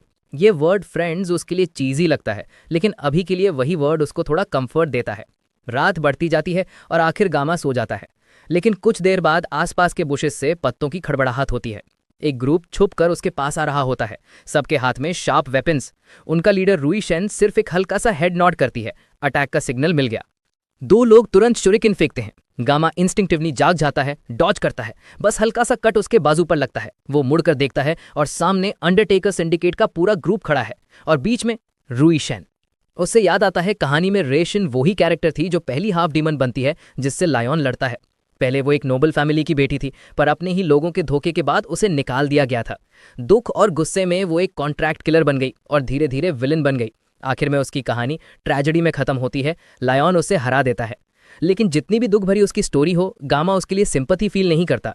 किसी ने जो अपनी ह्यूमैनिटी खुद छोड़ दी हो, उसके लिए उसके दिल में जगह नहीं है। असैसिन्स धीरे धीरे उसकी तरफ बढ़ते हैं और गामा एक सेफ डिस्टेंस बनाकर खड़ा रहता है। उन्हें तुरंत फील होता है ये लड़का नॉर्मल नहीं है। उनके आसपास के फाइटर स्ट्रांग हैं, पर गामा के चेहरे पर वो एक्सप्रेशन है जैसे वो सबको यहीं काट देना चाहता हो। रुई शेन पहली बार बोलती है, तुम किस ऑर्गेनाइजेशन से हो? गामा चुप रहता है। उसे खुद नहीं पता क्या जवाब दे। एक हिटमैन ऐसे सवाल क्यों पूछ रहा है? शायद उन्हें लगता है गामा कोई कैडेट नहीं बल्कि कोई प्रोफेशनल फाइटर है। बाकी लोग कहते हैं ये पहली बार है जब रुई शेन किसी टारगेट में इंटरेस्ट ले रही है। उन्होंने सुना था वो एक नॉर्मल लड़का है। उन्होंने एक्सपेक्ट नहीं किया था कि वो इतनी रेजिस्टेंस दिखाएगा। पर गामा अब भी चुप है। वो बस उन्हें ऑब्जर्व करता है। फिर उसके दिमाग में एक आइडिया आता है, अगर ये लोग उसके पीछे आए हैं तो इन्हें भेजा किसी अकेडमी के एल्डर नहीं होगा। ये सुनते ही सबके चेहरे बदल जाते हैं। उन्होंने एक्सपेक्ट नहीं किया था कि गामा इतना सोच लेगा। गामा कहता है, तुम अंडरटेकर लोग सिर्फ पैसों के लिए इंसान काटने वाले कसाई हो। उसके वर्ड्स उन्हें और गुस्सा दिला देते हैं और बिना डरे गामा सीधा रुई शेन के बिल्कुल सामने जाकर रुक जाता है। वो उसकी आंखों में देखता है, बिल्कुल पास जाके, जैसे उसे मॉक कर रहा हो। एक साइलेंट चैलेंज, एक फायरी ग्लेयर। एक ग्रंट को आखिर गामा का डिसरिस्पेक्ट और एटीट्यूड बर्दाश्त नहीं होता और वो उस पर अटैक करने के लिए बढ़ता है। लेकिन एक पल के अंदर ही हमारा एमसी अपना blessing of the sword God activate करता है और उस साइड कैरेक्टर का काम तमाम कर देता है। वो आदमी गामा का मजाक उड़ा रहा होता है, कह रहा होता है कि सिर्फ डॉज करता है, तभी उसका सिर धीरे से उसके बॉडी से अलग हो जाता है। एक क्लीन कट, बिना उसे समझ आए कि हुआ क्या। और बस इसी के साथ गामा ने पहली बार किसी इंसान को मारा, वो भी अकेडमी के सब स्पेस के बाहर। ग्रुप में पैनिक मच जाता है। सब समझने की कोशिश कर रहे होते हैं कि अब क्या करें। तभी गामा का एसिमिलेशन रेट अचानक 12 से सीधा 88 तक बढ़ने लगता है। इसी दौरान एक दूसरी रियलिटी में शेफ किम अपना फोन चेक करता है। मिडनाइट क्रॉस हो चुका है। वो सोचता है अब बस जल्दी से जो चाहिए वो ढूंढ लेता हूँ और आज का दिन खत्म करता हूँ। वो अपनी ह्यूमैनिटी ढूंढ रहा था, लेकिन उसे कहीं मिल नहीं रही थी। जब वो फ्रिज खोलता है तो उसमें कुछ जूस बॉक्सेस देखता है जिन पर लिखा होता है blessing of the sword God. वो अजीब तरीके से अरेंज्ड बॉक्सेस को देखता है और धीरे धीरे उसका रूप बदलकर फिर से कांग गामा बन जाता है। पर फिर भी वो अपनी ह्यूमैनिटी नहीं ढूंढ पाता। बॉक्सेस पर लिखे हुए लेटर्स एक मैसेज बना रहे होते हैं, cut it all down no matter what it is. जैसे ही वो ये पढ़ता है, फ्रिज से एक तीखी लाल रोशनी निकलती है, पूरी जगह भर जाती है और उसे वापस रियलिटी में खींच ली आती है। उसकी लेफ्ट आई अंधेरा होने लगती है और उसके चेहरे पर एक मैनिक ग्लेयर आ जाता है। अब ये क्लियर है, गामा किसी को भी कुछ भी रोकने नहीं देने वाला। दूसरे गूंज समझ नहीं पाते कि वो तो पहले ही मर चुके हैं और सब एक साथ गामा पर चढ़ जाते हैं। लेकिन गामा बिल्कुल टाइम वेस्ट नहीं करता। वो उनके बीच में घुस जाता है और एक ही क्लीन स्ट्राइक में 3 लोगों को काट डालता है। 2 और असैसिन्स तलवार लेके अटैक करते हैं, पर गामा मिड एयर फ्लिप मार के उनके पीछे लैंड करता है और उन्हें पीठ से काटकर खत्म कर देता है। बचे हुए आदमी एक दूसरे को मोटिवेट करने की कोशिश करते हैं, एक छोटे लड़के से हार मत खाओ, पर तब तक गामा उनके बीच तबाही मचा देता है। खून, गट्स और बॉडी पार्ट्स हर डायरेक्शन में उड़ रहे होते हैं और पीछे से रुई शैन सब देख रही होती है, शॉक और डिसबिलीफ के साथ। उसके दिमाग में एक ही बात चलती है, क्या ये लड़का सच में कैडेट है? गामा क्लियरली उन सबसे एक अलग ही लीग में है। इस रेट से तो पूरा ग्रुप वाइप आउट होने वाला है। उसके एक आदमी ने डर के मारे चिल्लाया, कैप्टन अब क्या करें? लेकिन उसके बोलने से पहले ही गामा उसके पास अपीयर करता है और एक ही मोशन में उसका काम तमाम कर देता है। ये लड़का जिसे वो लोग एक इजी टारगेट समझ रहे थे, एक क्विक किल, अब उनका नाइटमेयर बन गया था। अब सब मर चुके थे, सिर्फ रुईशन बची थी। उसके जहन में सब क्लियर हो गया। अब समझ आया वो बूढ़ा आदमी इतने पैसे क्यों दे रहा था। उसने हमें किसी इंसान के खिलाफ नहीं, एक डीमन के खिलाफ भेजा था। वो सोचती है गामा कोई हाफ ह्यूमन हाफ डीमन है जो कैटेट बन के डिस्गाइज में घूम रहा है। अब गामा की नज़र उस पर टिक जाती है और जब तक रुईशन पीछे हटने की कोशिश करती है, वो जमीन पर चिपकी होती है। गामा उसके ऊपर बैठा हुआ, एक हाथ से उसे पूरी तरह से पिन करके, दूसरे हाथ से नाइफ उसके गर्दन पर। ये सब कुछ सिर्फ 9 सेकंड के अंदर खत्म हो गया, उसके ब्लेसिंग ऑफ पेनलेसनेस के बचे हुए टाइम के अंदर। पूरे दिन का टाइम लायन और अंडरटेकर ग्रुप में ले लिया था। ये सब सेल्फ डिफेंस था, लेकिन गामा दिल से चाहता है कि उसे दोबारा ऐसा ना करना पड़े। इंसानों से लड़ना डीमनॉइड से लड़ने से बिल्कुल अलग फील होता है। उसे ये सब पसंद नहीं आया, पर ये लोग ह्यूमन बुचर्स थे और वो उसकी जान लेने आए थे। रहम दिखाने का कोई रीजन नहीं था और इस बार गामा के पास कोई पछतावा भी नहीं। अब सिर्फ रुईशन बची है और ये क्लियरली दिख रहा है कि उसके अंदर लड़ने की हिम्मत खत्म हो चुकी है। गामा उसके हाथ एक पेड़ से बांध देता है ताकि वो हिल ना सके। फिर वो अपनी पूछताछ यानी इंटेरोगेशन शुरू करता है। बताओ तुम्हें किसने भेजा था? लेकिन इतनी बुरी हालत के बावजूद भी रुई एक प्रोफेशनल है। वो गामा के इंटिमिडेशन यानी धमकी में आने वाली नहीं, पर गामा भी कोई आसानी से पीछे हटने वाला नहीं। ये उसका मौका था फाइनली पता लगाने का कि कौन उसकी जान के पीछे पड़ा हुआ है। अब बस ये सोचना था कि उसके मुंह से बात कैसे निकलवाई जाए। गामा उसके पास झुकता है और ठंडी आवाज में पूछता है, तुम इतनी स्टूपिड हो क्या? वो कहता है, तुम्हारे सारे आदमी अब जंगल की खाद बन गए हैं और अगर तुमने भी चालाक बनने की कोशिश की तो तुम भी उनके पीछे जाओगी। रुई के अंदर का गुस्सा फूट पड़ता है। वो दांतों को भींचकर गामा को घूरती है, उसे एक शैतान समझकर। लेकिन अब उसे भी समझ आ गया था कि एल्डर ने गामा के सर पे बाउंटी क्यों लगाई थी। मिशन से पहले उसने गामा के बारे में कुछ बैकग्राउंड चेक करने की कोशिश की थी, पर उसके सारे पर्सनल रिकॉर्ड्स इरेज कर दिए गए थे, उसके रिलेटिव्स, उसके पेरेंट्स, सब कुछ। ये सुनकर गामा एकदम से रुक जाता है कंफ्यूजन के साथ। उसके बाद रुई जो कुछ बोलती है वो सब उसके कानों में नहीं जाता। वो सोचता है, मेरे फैमिली रिकॉर्ड्स इरेज्ड? पर मेरे माँ बाप कैसे? वो अपनी पुरानी यादों को याद करने की कोशिश करता है, अपने रिश्तेदारों के चेहरे, अपने पेरेंट्स का रूप, लेकिन उसे कुछ भी याद नहीं आता। वो घबरा कर रुई से पूछता है, तुम्हें कैसे पता ये सब, बताओ। और ये कहकर वो अपना सशीमी नाइफ निकालता है। उसका ओरिजिनल प्लान था कि जो बंदे ने मर्सनरी ग्रुप को हायर किया है उसका नाम पता करके रुई को शांति से छोड़ देगा। लेकिन अब जब उसने इतनी परेशान कर देने वाली बात बता दी, अब गामा को लगा कि इस बात को हल्के में नहीं लिया जा सकता। उसकी आवाज़ ठंडी और निश्चित हो जाती है, अगर तुमने कोऑपरेट नहीं किया तो मैं तुम्हारा एक हाथ, एक पैर और जितने लिम्स चाहूं उतने काट दूंगा। जब तक तुम बात कर सकती हो मुझे कोई फर्क नहीं पड़ता कि तुम कितनी बिखरी हुई दिखती हो। इतना कहने के तुरंत बाद पूरी जगह एक भयानक मैजिकल प्रेशर से भर जाती है। दोनों, गामा और रुई, जमीन पर झुक जाते हैं। गामा पीछे मुड़कर देखता है। मरे हुए लाशों का खून हवा में उठकर रुई की तरफ जाने लगता है और एक पल में रुई के चेहरे का स्टोइक एक्सप्रेशन पूरी तरह डर और दहशत में बदल जाता है जब वो देखती है कि सारा खून उसके शरीर के आसपास इकट्ठा होने लगा है। कहीं और सीफ्रिड अपने ब्रेक को एक मौका समझकर अपनी नई फिशिंग रॉड के साथ मछली पकड़ने चला गया। शुरुआत से अब तक उसके हुक पे एक भी मछली नहीं लगी, लेकिन फिर भी उसे ये शांति और सुकून भरे पल काफी अच्छे लग रहे थे। तभी पानी में एक अजीब सी हरकत होती है जिससे उसे लगता है कि शायद अब कुछ पकड़ में आने वाला है, लेकिन उसके बदले मछलियां हवा में उछल जाती हैं जैसे कोई बहुत बड़ा प्रलय आइलैंड के नीचे से हिला रहा हो। वो तुरंत समझ जाता है कि कुछ बहुत गलत है। हवा में इतनी ज्यादा मैजिक पावर है जो किसी डीमन कमांडर के बराबर है। जैसे ही खून रुई के पूरे शरीर को लपेट लेता है, वो दर्द से करहाने लगती है और गामा से मदद की भीख मांगती है। उसकी स्किन पर्पल पड़ने लगती है, आंखें टूटी हुई सी लगती हैं और वो रोते हुए गामा से कहती कि मुझे मरने मत दो। फिर अचानक एक जबरदस्त ब्लास्ट होता है जहां रुई अभी थोड़ी देर पहले लीटी थी। वो धमाका इतना बड़ा और चमकदार था कि उसकी रोशनी ने पूरे आइलैंड को जगमगा दिया। जब धुआं छट जाता है, रुई वहां खड़ी दिखती है, लेकिन ये स्पष्ट है कि वो रुई नहीं है। जो भी ये नई शक्ल है, उसके शरीर के हर हिस्से पर जलने के निशान हैं। और सबसे पहला काम जो वो करती है वो है अपने हाथ पैर स्ट्रेस करके कहना, 700 साल हो गए मुझे इंसानों की दुनिया में आए हुए। उसकी मैजिक पावर इतनी ज्यादा है कि वो उस मरमेड के मुकाबले में कुछ भी नहीं लगती जिसने गामा को लगभग मार ही दिया था। और उसके शरीर को लपेटने वाली इम्प्योर फ्लेम देखकर गामा पूरी तरह से कंफर्म कर लेता है ये कोई और नहीं बल्कि डीमन किंग की आर्मी की 5th legion commander succubus demon bewitching flame Igor है। लगता है गामा भी थोड़ा थोड़ा डीमन बन ही रहा था और उसी वक्त उसके सामने एक डीमन कमांडर आ खड़ी हुई। वो ड्रीम डीमन हंसकर चिल्लाती है। उसकी हंसी इतनी भयानक है कि आसमान में उड़ रहे पक्षी भी गिर जाते हैं उसके शरीर से निकलती तेज गर्मी के कारण। वो गामा से मजाक में कहती है, क्या यही तरीका है इंसानों का मिलने का? 700 साल हो गए मुझे इंसानों की दुनिया में आए हुए, तो मैं उनके रीति रिवाजों से अब थोड़ी अनजान हो गई हूं। चाहे वो सही हो या गलत, वो दोबारा अपना इंट्रोडक्शन देती है और कहने लगती है कि तुमसे मिलकर अच्छा लगा। फिर उससे उसका नाम पूछती है। गामा अभी भी शौक में चुप खड़ा है। उसके सवाल उसके कानों तक पूरी तरह से नहीं पहुंच रहे। इस वक्त वो अपनी यादों में खोज कर रहा है ताकि उसे अपनी पुरानी जिंदगी के छोटे छोटे टुकड़े याद आ जाएं जो आगे के पलों में उसके काम आ सकें। गामा का सबसे बड़ा एडवांटेज यही है उसके पुराने जीवन की ब्लेसिंग ऑफ मिरेकल्स गेम की यादें। उसके हिसाब से सक्यूबस एगोर एक फायर टाइप डीमन है और एक लीजन कमांडर भी। उसकी फिजिकल स्ट्रेंथ एवरेज है, लेकिन वो मेंटल मैजिक में इतनी माहिर है कि सब उससे डरते हैं। यही सब डिटेल उसे याद हैं जो उसने कभी गेम के विकी पेज पे पढ़े थे जब उसने गेम छोड़ दिया था। लेकिन गामा को बिल्कुल अंदाजा नहीं है कि एगोर 700 साल बाद इंसानों की दुनिया में क्यों आई है। और सबसे ज्यादा हैरानी की बात यह है कि उसने लिशान को अपना होस्ट बनाकर यहां डिसेंड किया है, मतलब पोजेशन के जरिए वो इस दुनिया में आई है। वो और भी ज्यादा सोच भी नहीं पाता क्योंकि एगोर फिर से उससे बात करने लगती है। वो पूछती है, क्या तुमने इन सब मर्सनरीज को मारा है जो जमीन पर बिखरे पड़े हैं? जब से वो यहां आई है उसे तुरंत समझ आ गया कि गामा कोई आम इंसान नहीं है। सिर्फ इतना ही नहीं, एक लीजन कमांडर जैसे उसके सामने खड़े रहकर अपना होश संभाल पाना भी असंभव होता है। यही साबित करता है कि गामा के पास कोई खास क्षमता है।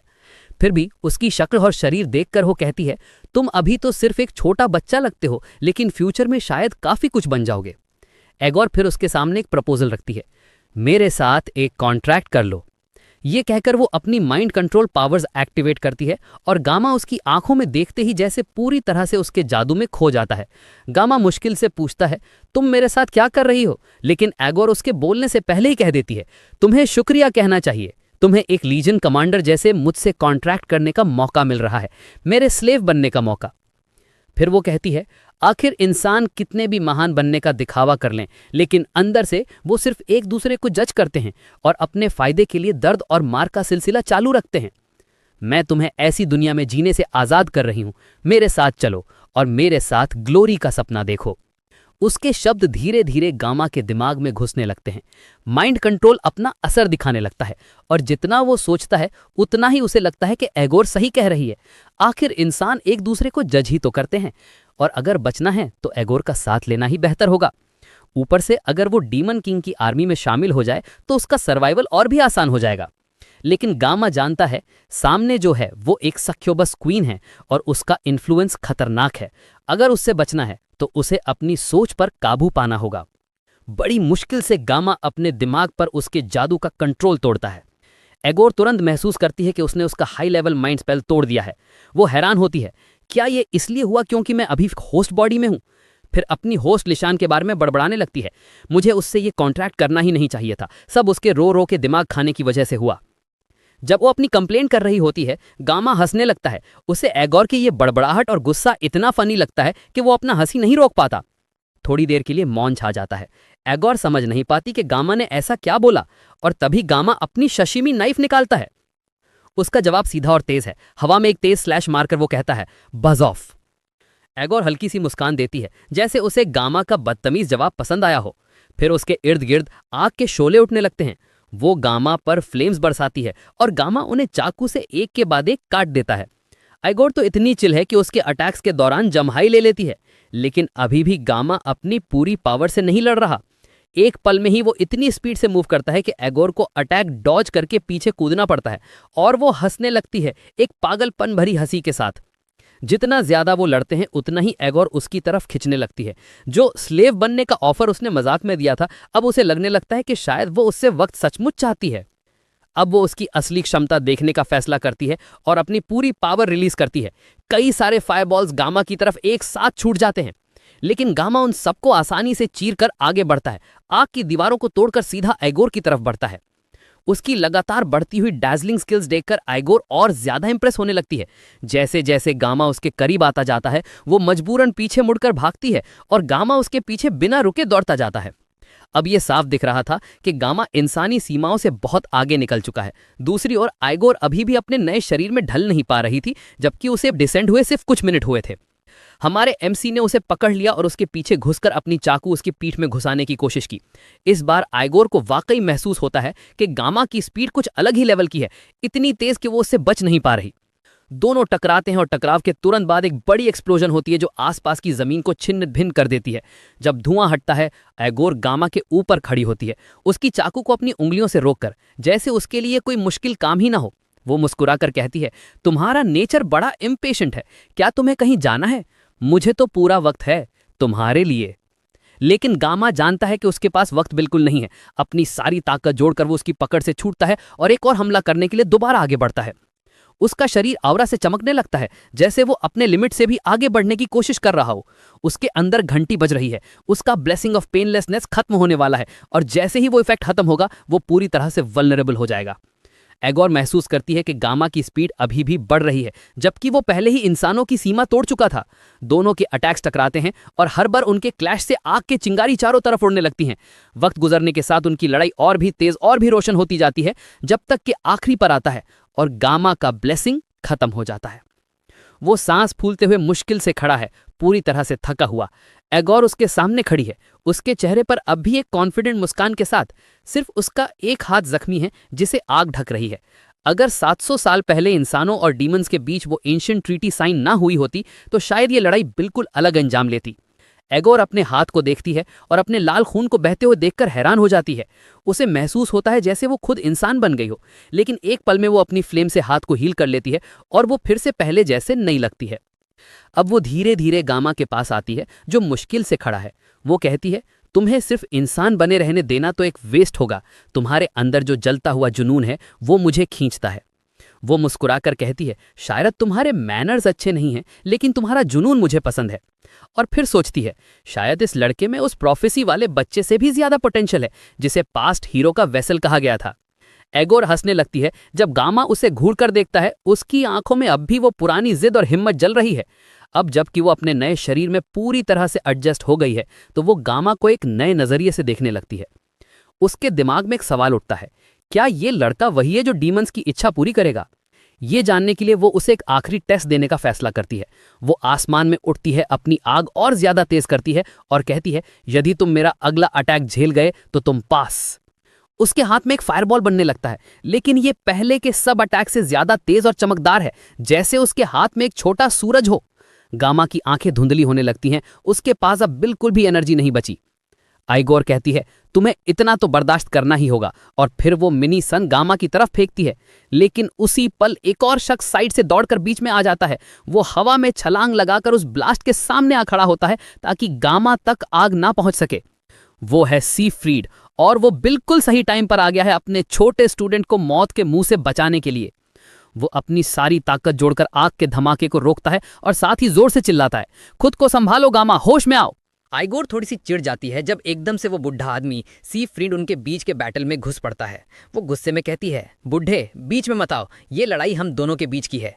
लेकिन सी फ्रीड के लिए गामा को गिरते हुए देखना नामुमकिन है। वो जानता है कि ये लड़का अभी सिर्फ एक स्टूडेंट है, लेकिन उसके अंदर पोटेंशियल कुछ अलग ही लेवल का है। अगर वो अभी कुछ नहीं करेगा तो शायद एक महान फ्यूचर वॉरियर इसी जगह खत्म हो जाएगा। और जब स्वॉर्ड मास्टर ने खुद अपनी जान दांव पे लगा दी है तो आइगोर भी पीछे हटने वाली नहीं। वो कहती है, ठीक है, देखते हैं तुम वाकई अपने छोटे लड़के को बचा सकते हो। उसकी आंखों में अब मजाक नहीं बल्कि एक सख्त क्यूरियोसिटी जल रही थी। इस बीच गामा की कॉन्शियसनेस एक खाली अंधकार भरे स्पेस में तैर रही है। वो खुद से पूछता है, क्या मैं मर गया हूँ? तभी उसे सामने से किसी के खांसने की आवाज़ सुनाई देती है।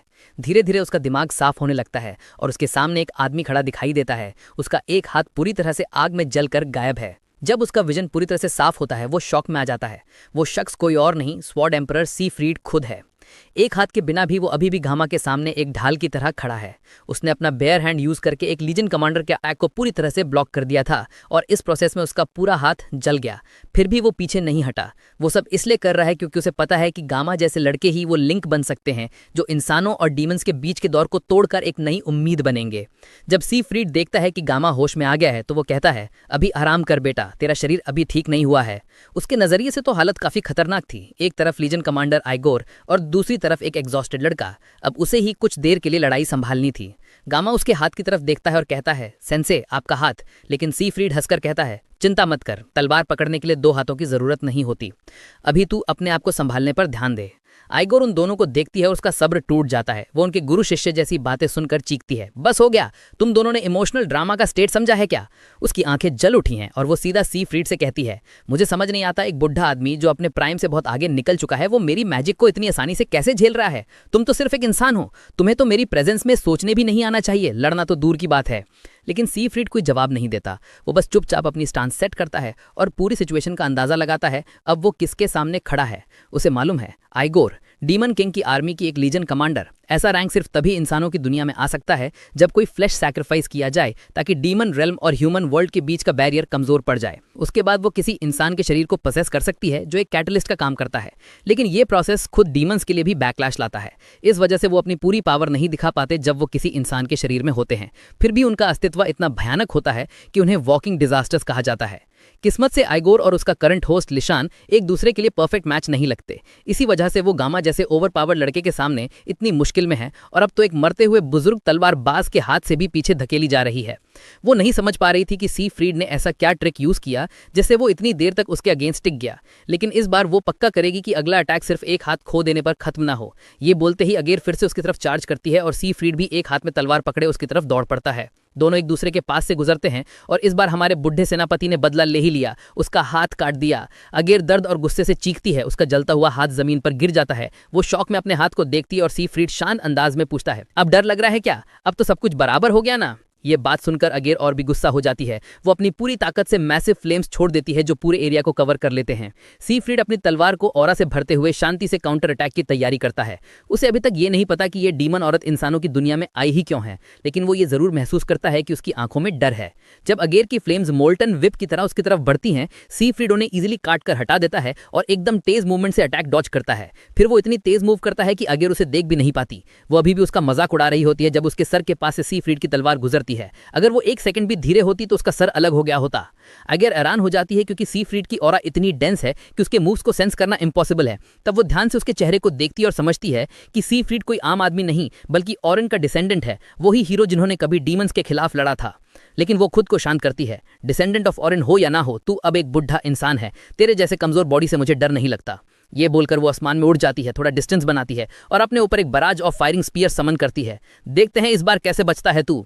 आसमान आग से भर जाता है, इतना हीट होता है कि क्लाउड्स तक पिघलने लगते हैं। अगेर पागल हंसी हंसती है जबकि गामा और सी फ्रीड दोनों समझ जाते हैं कि इस बार बचना मुश्किल है। अगेर 1 सेकंड का भी मौका नहीं देती और फायरी रेन जमीन कर बरसा देती है। सी फ्रीड चाहे बुढ़ा हो गया हो लेकिन अभी भी उसके पैरों में दम है। वो तेज मूवमेंट से फायर रेन को डॉज करता है। गामा बेचारा सिर्फ देखता रहता है और चिल्लाता है, टीचर। उसके पास अब इतनी एनर्जी नहीं बची कि हेल्प कर सके। अगर उसने अब अपनी सुशीमी नाइफ छोड़ दी तो शायद कभी दोबारा पकड़ भी ना पाए।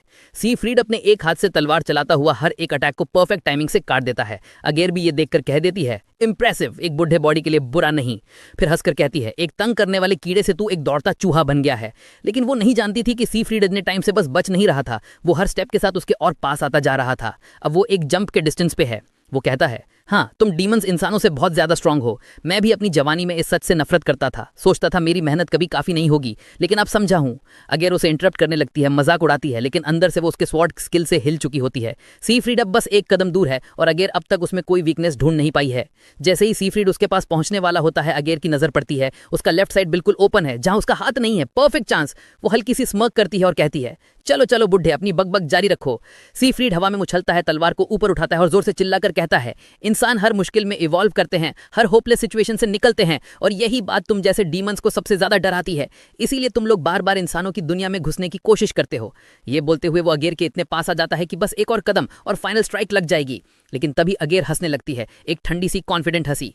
एक क्विक हैंड मोशन के साथ वो जमीन से फाइल स्पीयर निकालती है जो सीधा उसके पैर के आर पार छेद कर जाती है। सी फ्रीड दर्द से चीखता है, उसका हीरो एक जंप वहीं रुक जाता है। अब वो बिल्कुल ओपन है, एक परफेक्ट टारगेट। अगर एक सेकंड भी जाया नहीं करती, वो एक ही स्टेप में उसके सामने आ जाती है और अपना हाथ उसके चेस्ट पर रखती है। बस बहुत सुन ली तेरी कहानी, अब खत्म करते हैं। एक फायर ब्लास्ट उसके हाथ से निकलता है, इतना तेज कि वो सीधा उसके स्टमक को चीर देता है। एक बड़ा सा एक्सप्लोजन होता है और पूरी जगह चमक उठती है।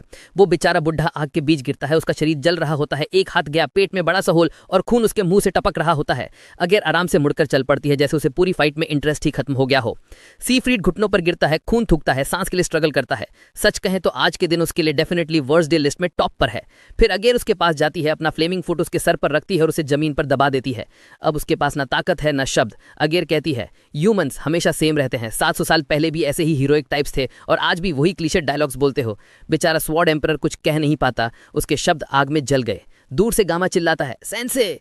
वो अभी भी हिल नहीं पा रहा, बस देखता रहता है उसके टीचर को आग में जलते हुए। अगेर उसकी आवाज सुनकर रुकती है, जैसे उसे याद आता है कि यहाँ पे एक और इंसान भी था। वो मुड़कर कहती है, आह गामा, तुम्हें भूल ही गई थी। पहली बार वो उसका नाम लेती है। वो धीरे धीरे उसकी तरफ चलती है। चलो अब टेस्ट का रिजल्ट बताने का टाइम आ गया है। पीछे सी फ्रीड फिर से चीखने की कोशिश करता है, गामा भाग जा, लेकिन उसकी आवाज बस हवा में खो जाती है। गामा ने एगोरे का टेस्ट पास कर लिया और रिवॉर्ड के तौर पे उसे मिला एक और राउंड माइंड कंट्रोल का। उसका ऑलरेडी वीक माइंड मुश्किल से कंट्रोल में था और तभी लीजन कमांडर अपने जलते हुए हाथ उसके शरीर पर रखती है। उसकी नज़र में गामा एक परफेक्ट होस्ट है, वो इंसान जिसके जरिए डीमंस का सपना पूरा होगा। एगोरे प्यार भरी और थोड़ी क्रीपी आवाज में कहती है, फिर मिलते हैं हेल में मेरे प्यारे होस्ट। पीछे से सी फ्रीड चीखता है, उस बच्चे की तरफ पीठ मत कर, तुझसे लड़ने वाला अभी जिंदा है। लेकिन एगोरे हंस पड़ती है, एक कोल्ड कॉन्फिडेंट हंसी के साथ।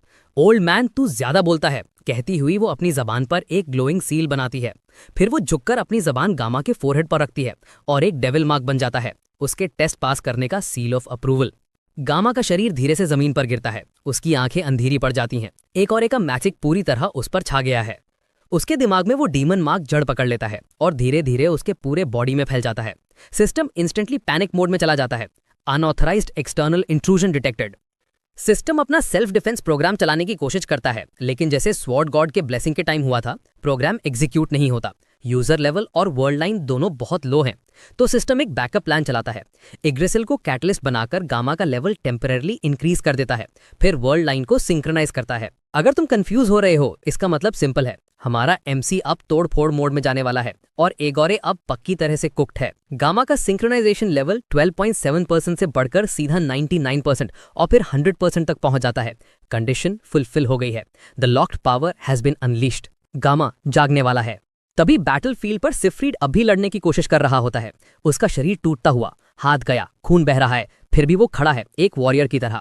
एगोरे हंसकर कहती है, इम्प्रेसिव, अब तू कीड़े से चूहे तक अपग्रेड हो गया है।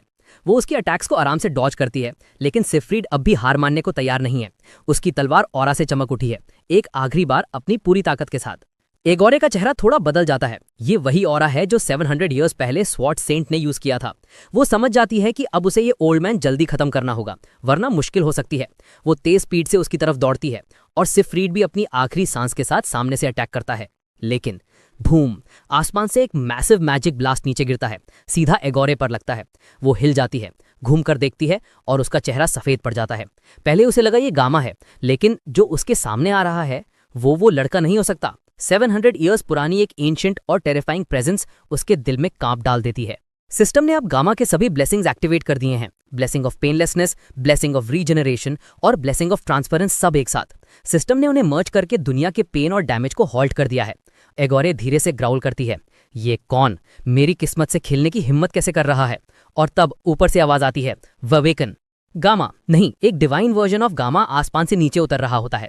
स्वॉर्ड गॉड्स की ब्लेसिंग टेम्परेरली डिसेबल्ड है और सिस्टम अनाउंस करता है, let the gods bear witness for he wields the blessing of pseudo invocation. और इसी वक्त कहीं दूर आइलैंड के जंगल में एबिल अपनी तलवार पीठ पर लटकाकर घने जंगल के बीच से आगे बढ़ती है, बिना जाने कि उसके दोस्त पर अब क्या तूफान टूटने वाला है। आज ट्रेनिंग एक्सरसाइज का आखिरी दिन था, लेकिन जैसे जैसे रियो चल रही थी, एक बेचैनी का एहसास उसके दिल में बस गया। कुछ तो गलत था। सुबह के 7 बजने वाले थे। रियो ने अपना फोन चेक किया और उसका चेहरा डिसबिलीव से भर गया। तभी वेपन पीछे से उठकर बोला, तू इतनी सुबह क्या कर रही है? अभी तो सूरज उगा ही नहीं है। रियो ने सीधा जवाब दिया, सुबह कब का हो चुका है, लेकिन आसमान देखो, अभी भी बिल्कुल काला है, डार्क। सूरज उग चुका था, लेकिन आसमान अभी भी रात जैसा अंधेरा था, जैसे कोई ने पूरी दुनिया से रोशनी चुरा ली हो। चाहे जो भी हो रहा था, कैडेट्स के लिए अब अकेडमी लौटने का वक्त आ गया था। सब वापस मिलने वाले थे, क्लोए और रेचल भी, जो अभी भी चैन से सो रही थीं और सपने में सिर्फ कांगामा देख रही थी। दूसरे कैडेट्स भी उठकर तैयारी कर रहे थे। रियो ने अपने बैग का स्ट्रैप कस के पकड़ा। एक अजीब सर्टेनिटी का बोझ उसके सीने में उतर गया। ये शुभ संकेत बिल्कुल नहीं था। वापस बैटल फ्रंट पर धुआं घुमा, लेकिन कभी साफ नहीं हुआ। बीच में गामा शांत चेहरे के साथ आसमान से नीचे तैर रहा था। एगोरे की आंखें फट गईं। उसका दिमाग हिल गया जब उसने समझा कि वैकेन उसके सामने है। 700 ईयर्स से जिसका डर उसके अंदर था, वो अब जिंदा खड़ा था, या कम से कम उसे ऐसा लगा। पहली बार वो डर जो सिफ्रीड ने उसकी आंखों में देखा था, अब पूरे चेहरे पर लिखा हुआ था। लेकिन जैसे ही गामा के पैर जमीन को छुए और बिजली उसके इर्द गिर्द क्रैकल करने लगी, एगोरे ने ध्यान से देखा और रियलाइज किया, ये वैकेन नहीं था, ये तो गामा था, वही लड़का जिससे वो 5 मिनट पहले तक खेल रही थी। अगर सोचा जाए तो वैकेन अब जिंदा हो ही नहीं सकता था। कितना भी पावरफुल हो, वो भी इंसान ही था। लेकिन फिर भी एक ठंडी मौत जैसी लहर उसके दिल में दौड़ गई जब गामा उसकी तरफ चलने लगा। उसका टैक्टिकल माइंड, जो हमेशा एकदम शार्प रहता था, अब धीरे धीरे धुंधला और सुस्त पड़ गया था। और सिफ्रीड, वो बस टंट खड़ा था। उसके सांस अटक गई थी, जैसे वो किसी नए भगवान के प्रकाश में खो गया हो। जब गामा उसके पास आया तो सिफ्रीड घुटनों पर गिर गया और रिस्पेक्ट में सर झुका लिया। गामा ने एक पल उसे देखा, फिर अपना हाथ उठाया और सिफ्रीड के जख्म खुद ब खुद भरने लगे। उसका हाथ, उसका पेट, उसके जले हुए जख्म सब धीरे धीरे हील होने लगे। उसके बाद गामा ने आंखें बंद की और जब खोली तो रॉ पावर की बिजली उसके शरीर से फूट निकली, जो पूरे बैटलफील्ड को घेर गई। एक फ्लैश में वो गायब हो गया। एक और पलक भी नहीं झपका पड़ी थी कि गामा उसके पीछे आ गया और उसकी तरफ शांत कदमों से बढ़ने लगा। लीजन कमांडर हल्की सी भी हरकत नहीं कर पाई। उसका दिमाग समझ ही नहीं पा रहा था कि क्या हो रहा है। उसके लिए गामा की प्रेजेंस अब समझ के परे थी, जैसे उसका अस्तित्व ही इंसानी लॉजिक से बाहर चला गया हो। उसने खुद से सोचा, ये सिर्फ इसलिए नहीं हो सकता क्योंकि मेरा होस्ट बॉडी कमजोर है, ये कुछ और ही है, कुछ असंभव। एक बात तो पक्की थी, ये इंसान नहीं रहा। एगोरे ने धीरे से कहा, लगता है मुझे अपने पहले वाले शब्द वापस लेने पड़ेंगे। और फिर उसने जमीन तोड़कर मैग्मा खींचना शुरू कर दिया। उसके हाथ में पूरा लावा इकट्ठा होने लगा और धीरे धीरे उसने उससे एक मैसिव फायरबॉल में बदल दिया, जो उसके सर के ऊपर तैर रहा था, एक छोटे से सूरज जैसा। सिफ्रीड की आंखें खुल गईं, उसके दांत कस गए। वो सिर्फ उस शक्ति का बोझ महसूस कर सकता था। लेकिन गामा, वो बस शांत आंखों से देख रहा था। उसके चेहरे पर कोई भाव नहीं था। एगोरिया ने अपनी पूरी शक्ति लगाकर उस फायरबॉल को गामा की तरफ फेंका और बोला, अलविदा लड़के, फिर मिलते हैं हेल में। वो मैसिव आग का गोला जमीन को फाड़ता हुआ उन दोनों की तरफ आया, इतना बड़ा कि पूरा जमीन हिला दी। सिफ्रीड सिर्फ हॉरर के साथ देख सकता था, जैसे उसके सामने प्रलय खुद आ गया हो। लेकिन गामा सीधा आगे बढ़ता है। जैसे ही वो इन्फर्नो उनकी तरफ आता है, अपनी ट्रांसफॉर्मेशन के बाद पहली बार वो बोलता है। उसके अंदर सिस्टम तेजी से कैलकुलेट कर रहा होता है, वार्निंग, वर्ल्ड लाइन अनस्टेबल है। ये नया फॉर्म सिर्फ 60 सेकेंड तक सस्टेन हो सकता है। लेकिन गामा के लिए 60 सेकेंड्स एक पूरी जिंदगी के बराबर है। दुनिया जैसे सांस रोक लेती है जब वो उस भयानक फायरबॉल की तरफ बढ़ता है, एक ही इरादा लेकर, उसे परफेक्ट कट करना। उसकी आंखों के सामने हजारों कटिंग लाइंस चमकती हैं, लेकिन उसकी नजर टिक जाती है एक ही सही रास्ते पर। वो अपनी नई पावर एक्टिवेट करता है, थाउजेंड्स स्वॉर्ड। एक ही स्मूथ मोशन में उसकी विल एक तलवार बन जाती है और वो सिर्फ फायरबॉल को नहीं, उसके परे तक को काट डालता है। उसका स्लैश सीधा एगोरे तक पहुंचता है, जहां वो अभी भी अपना हाथ फैलाए हुए खड़ी होती है। फायरबॉल एक अंधे रोशनी के ब्लास्ट में फट जाता है, सब कुछ वाइट आउट हो जाता है। जब धुआं हटा, एगोरे का शरीर जमीन पर गिरता है, एक परफेक्ट लाइन से बीच में कटा हुआ।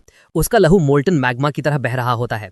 उसका माना कोर, उसकी जिंदगी का असल स्रोत, तोड़ दिया गया था। मरती हुई वो आसमान की तरफ देखती है और पूरे आइलैंड पर कैडेट्स ऊपर की तरफ इशारा करते हैं शॉक में। जो अंधेरा पूरे स्काई को ढक रहा था, अब एक परफेक्ट क्लीन कट के साथ 2 हिस्सों में बट गया है और सुबह का सूरज फाइनली निकल आता है। सब लोग हैरान हैं, कोई नहीं समझता क्या हुआ। वो बस सोचते हैं कि इस आइलैंड का सनराइज थोड़ा अजीब है। वापस बैटलफील्ड पर गामा का ट्रांसफॉर्मेशन फेड हो जाता है। उसके अंदर की वो भयानक शक्ति चली जाती है और वो बेहोश होकर गिर पड़ता है। इसका मौका देखकर लीजन कमांडर रेंगने की कोशिश करती है। वो ये मौत कभी एक्सेप्ट नहीं कर सकती। उसे अब समझ आ गया है कि कांग गामा एक दिन डीमन काइंड के लिए एक कैलामिटी बनेगा। अपनी बची कुची ताकत से वो एक लास्ट स्पेल बनाने लगती है, लेकिन उसका मंत्र अधूरा रह जाता है। एक तलवार उसके मुंह से बाहर निकलती है जो उसके सर के पीछे से छोंकी गई थी। पीछे सिफरीड खड़ा होता है, उसका चेहरा सख्त, आवाज ठंडी। मैंने कहा था कभी अपने दुश्मन को पीठ मत दिखाना। वो अपनी औरत तलवार में डाल देता है और उसके चीखते हुए आखिरी लफ्ज भी खामोश हो जाते हैं जब उसका शरीर राख में बदल जाता है। आखिरी झिलमिलाहट के साथ सिफरीड सीधा खड़ा होता है और बैटलफील्ड पर घूमती हवाओं के बीच कह देता है, मेरा नाम एरॉन का डिसेंडेंट नहीं, मैं हूं सिफरीड फॉनीबोलोंग। फिर वो बेहोश गामा के पास जाता है, उसका पल्स चेक करता है। सांस चल रही है, कोई जानलेवा चोट नहीं। लेकिन उस लड़के को देखकर सिफरीड के दिमाग में एक ही सवाल घूमता है, ये है क्या? उसे याद आता है कि कैसे उसका खुद का शरीर अपने आप झुक गया था, एक स्वॉर्ड्समैन के रूप में, एक स्वाभाविक रिस्पेक्ट के साथ। ये कोई आम इंसान नहीं था, क्योंकि प्राचीन समय से ही इंसान मानते आए हैं कि कुछ इच्छाएं होती हैं जो समझ से परे हैं। तूफान, कॉमेट, बिजली, ये सब कुछ सिर्फ प्रकृति नहीं, एक असंभव इच्छा का रूप है। लोग उनसे डरते थे, लेकिन उन्हें पूछते भी थे, और धीरे धीरे उन्हें नाम दिए गए, कैलामिटीज, गॉड्स। और इसी के साथ हम आ गए हैं इस रिकैप के एंड पर। सच बताऊं तो मुझे समझ ही नहीं आ रहा इस मानवा को कितना स्कोर दूं। गामा का जर्नी इनसेन था, इतने अप्स एंड डाउन्स और फिर ये एपिक एंडिंग। अब बारी तुम्हारी है। कमेंट करके बताओ तुम्हारा रेटिंग क्या है 0 से 10 और कौन सा सीन तुम्हारा फेवरेट था। थैंक्स फॉर वॉचिंग और मिलते हैं नेक्स्ट रिकैप में।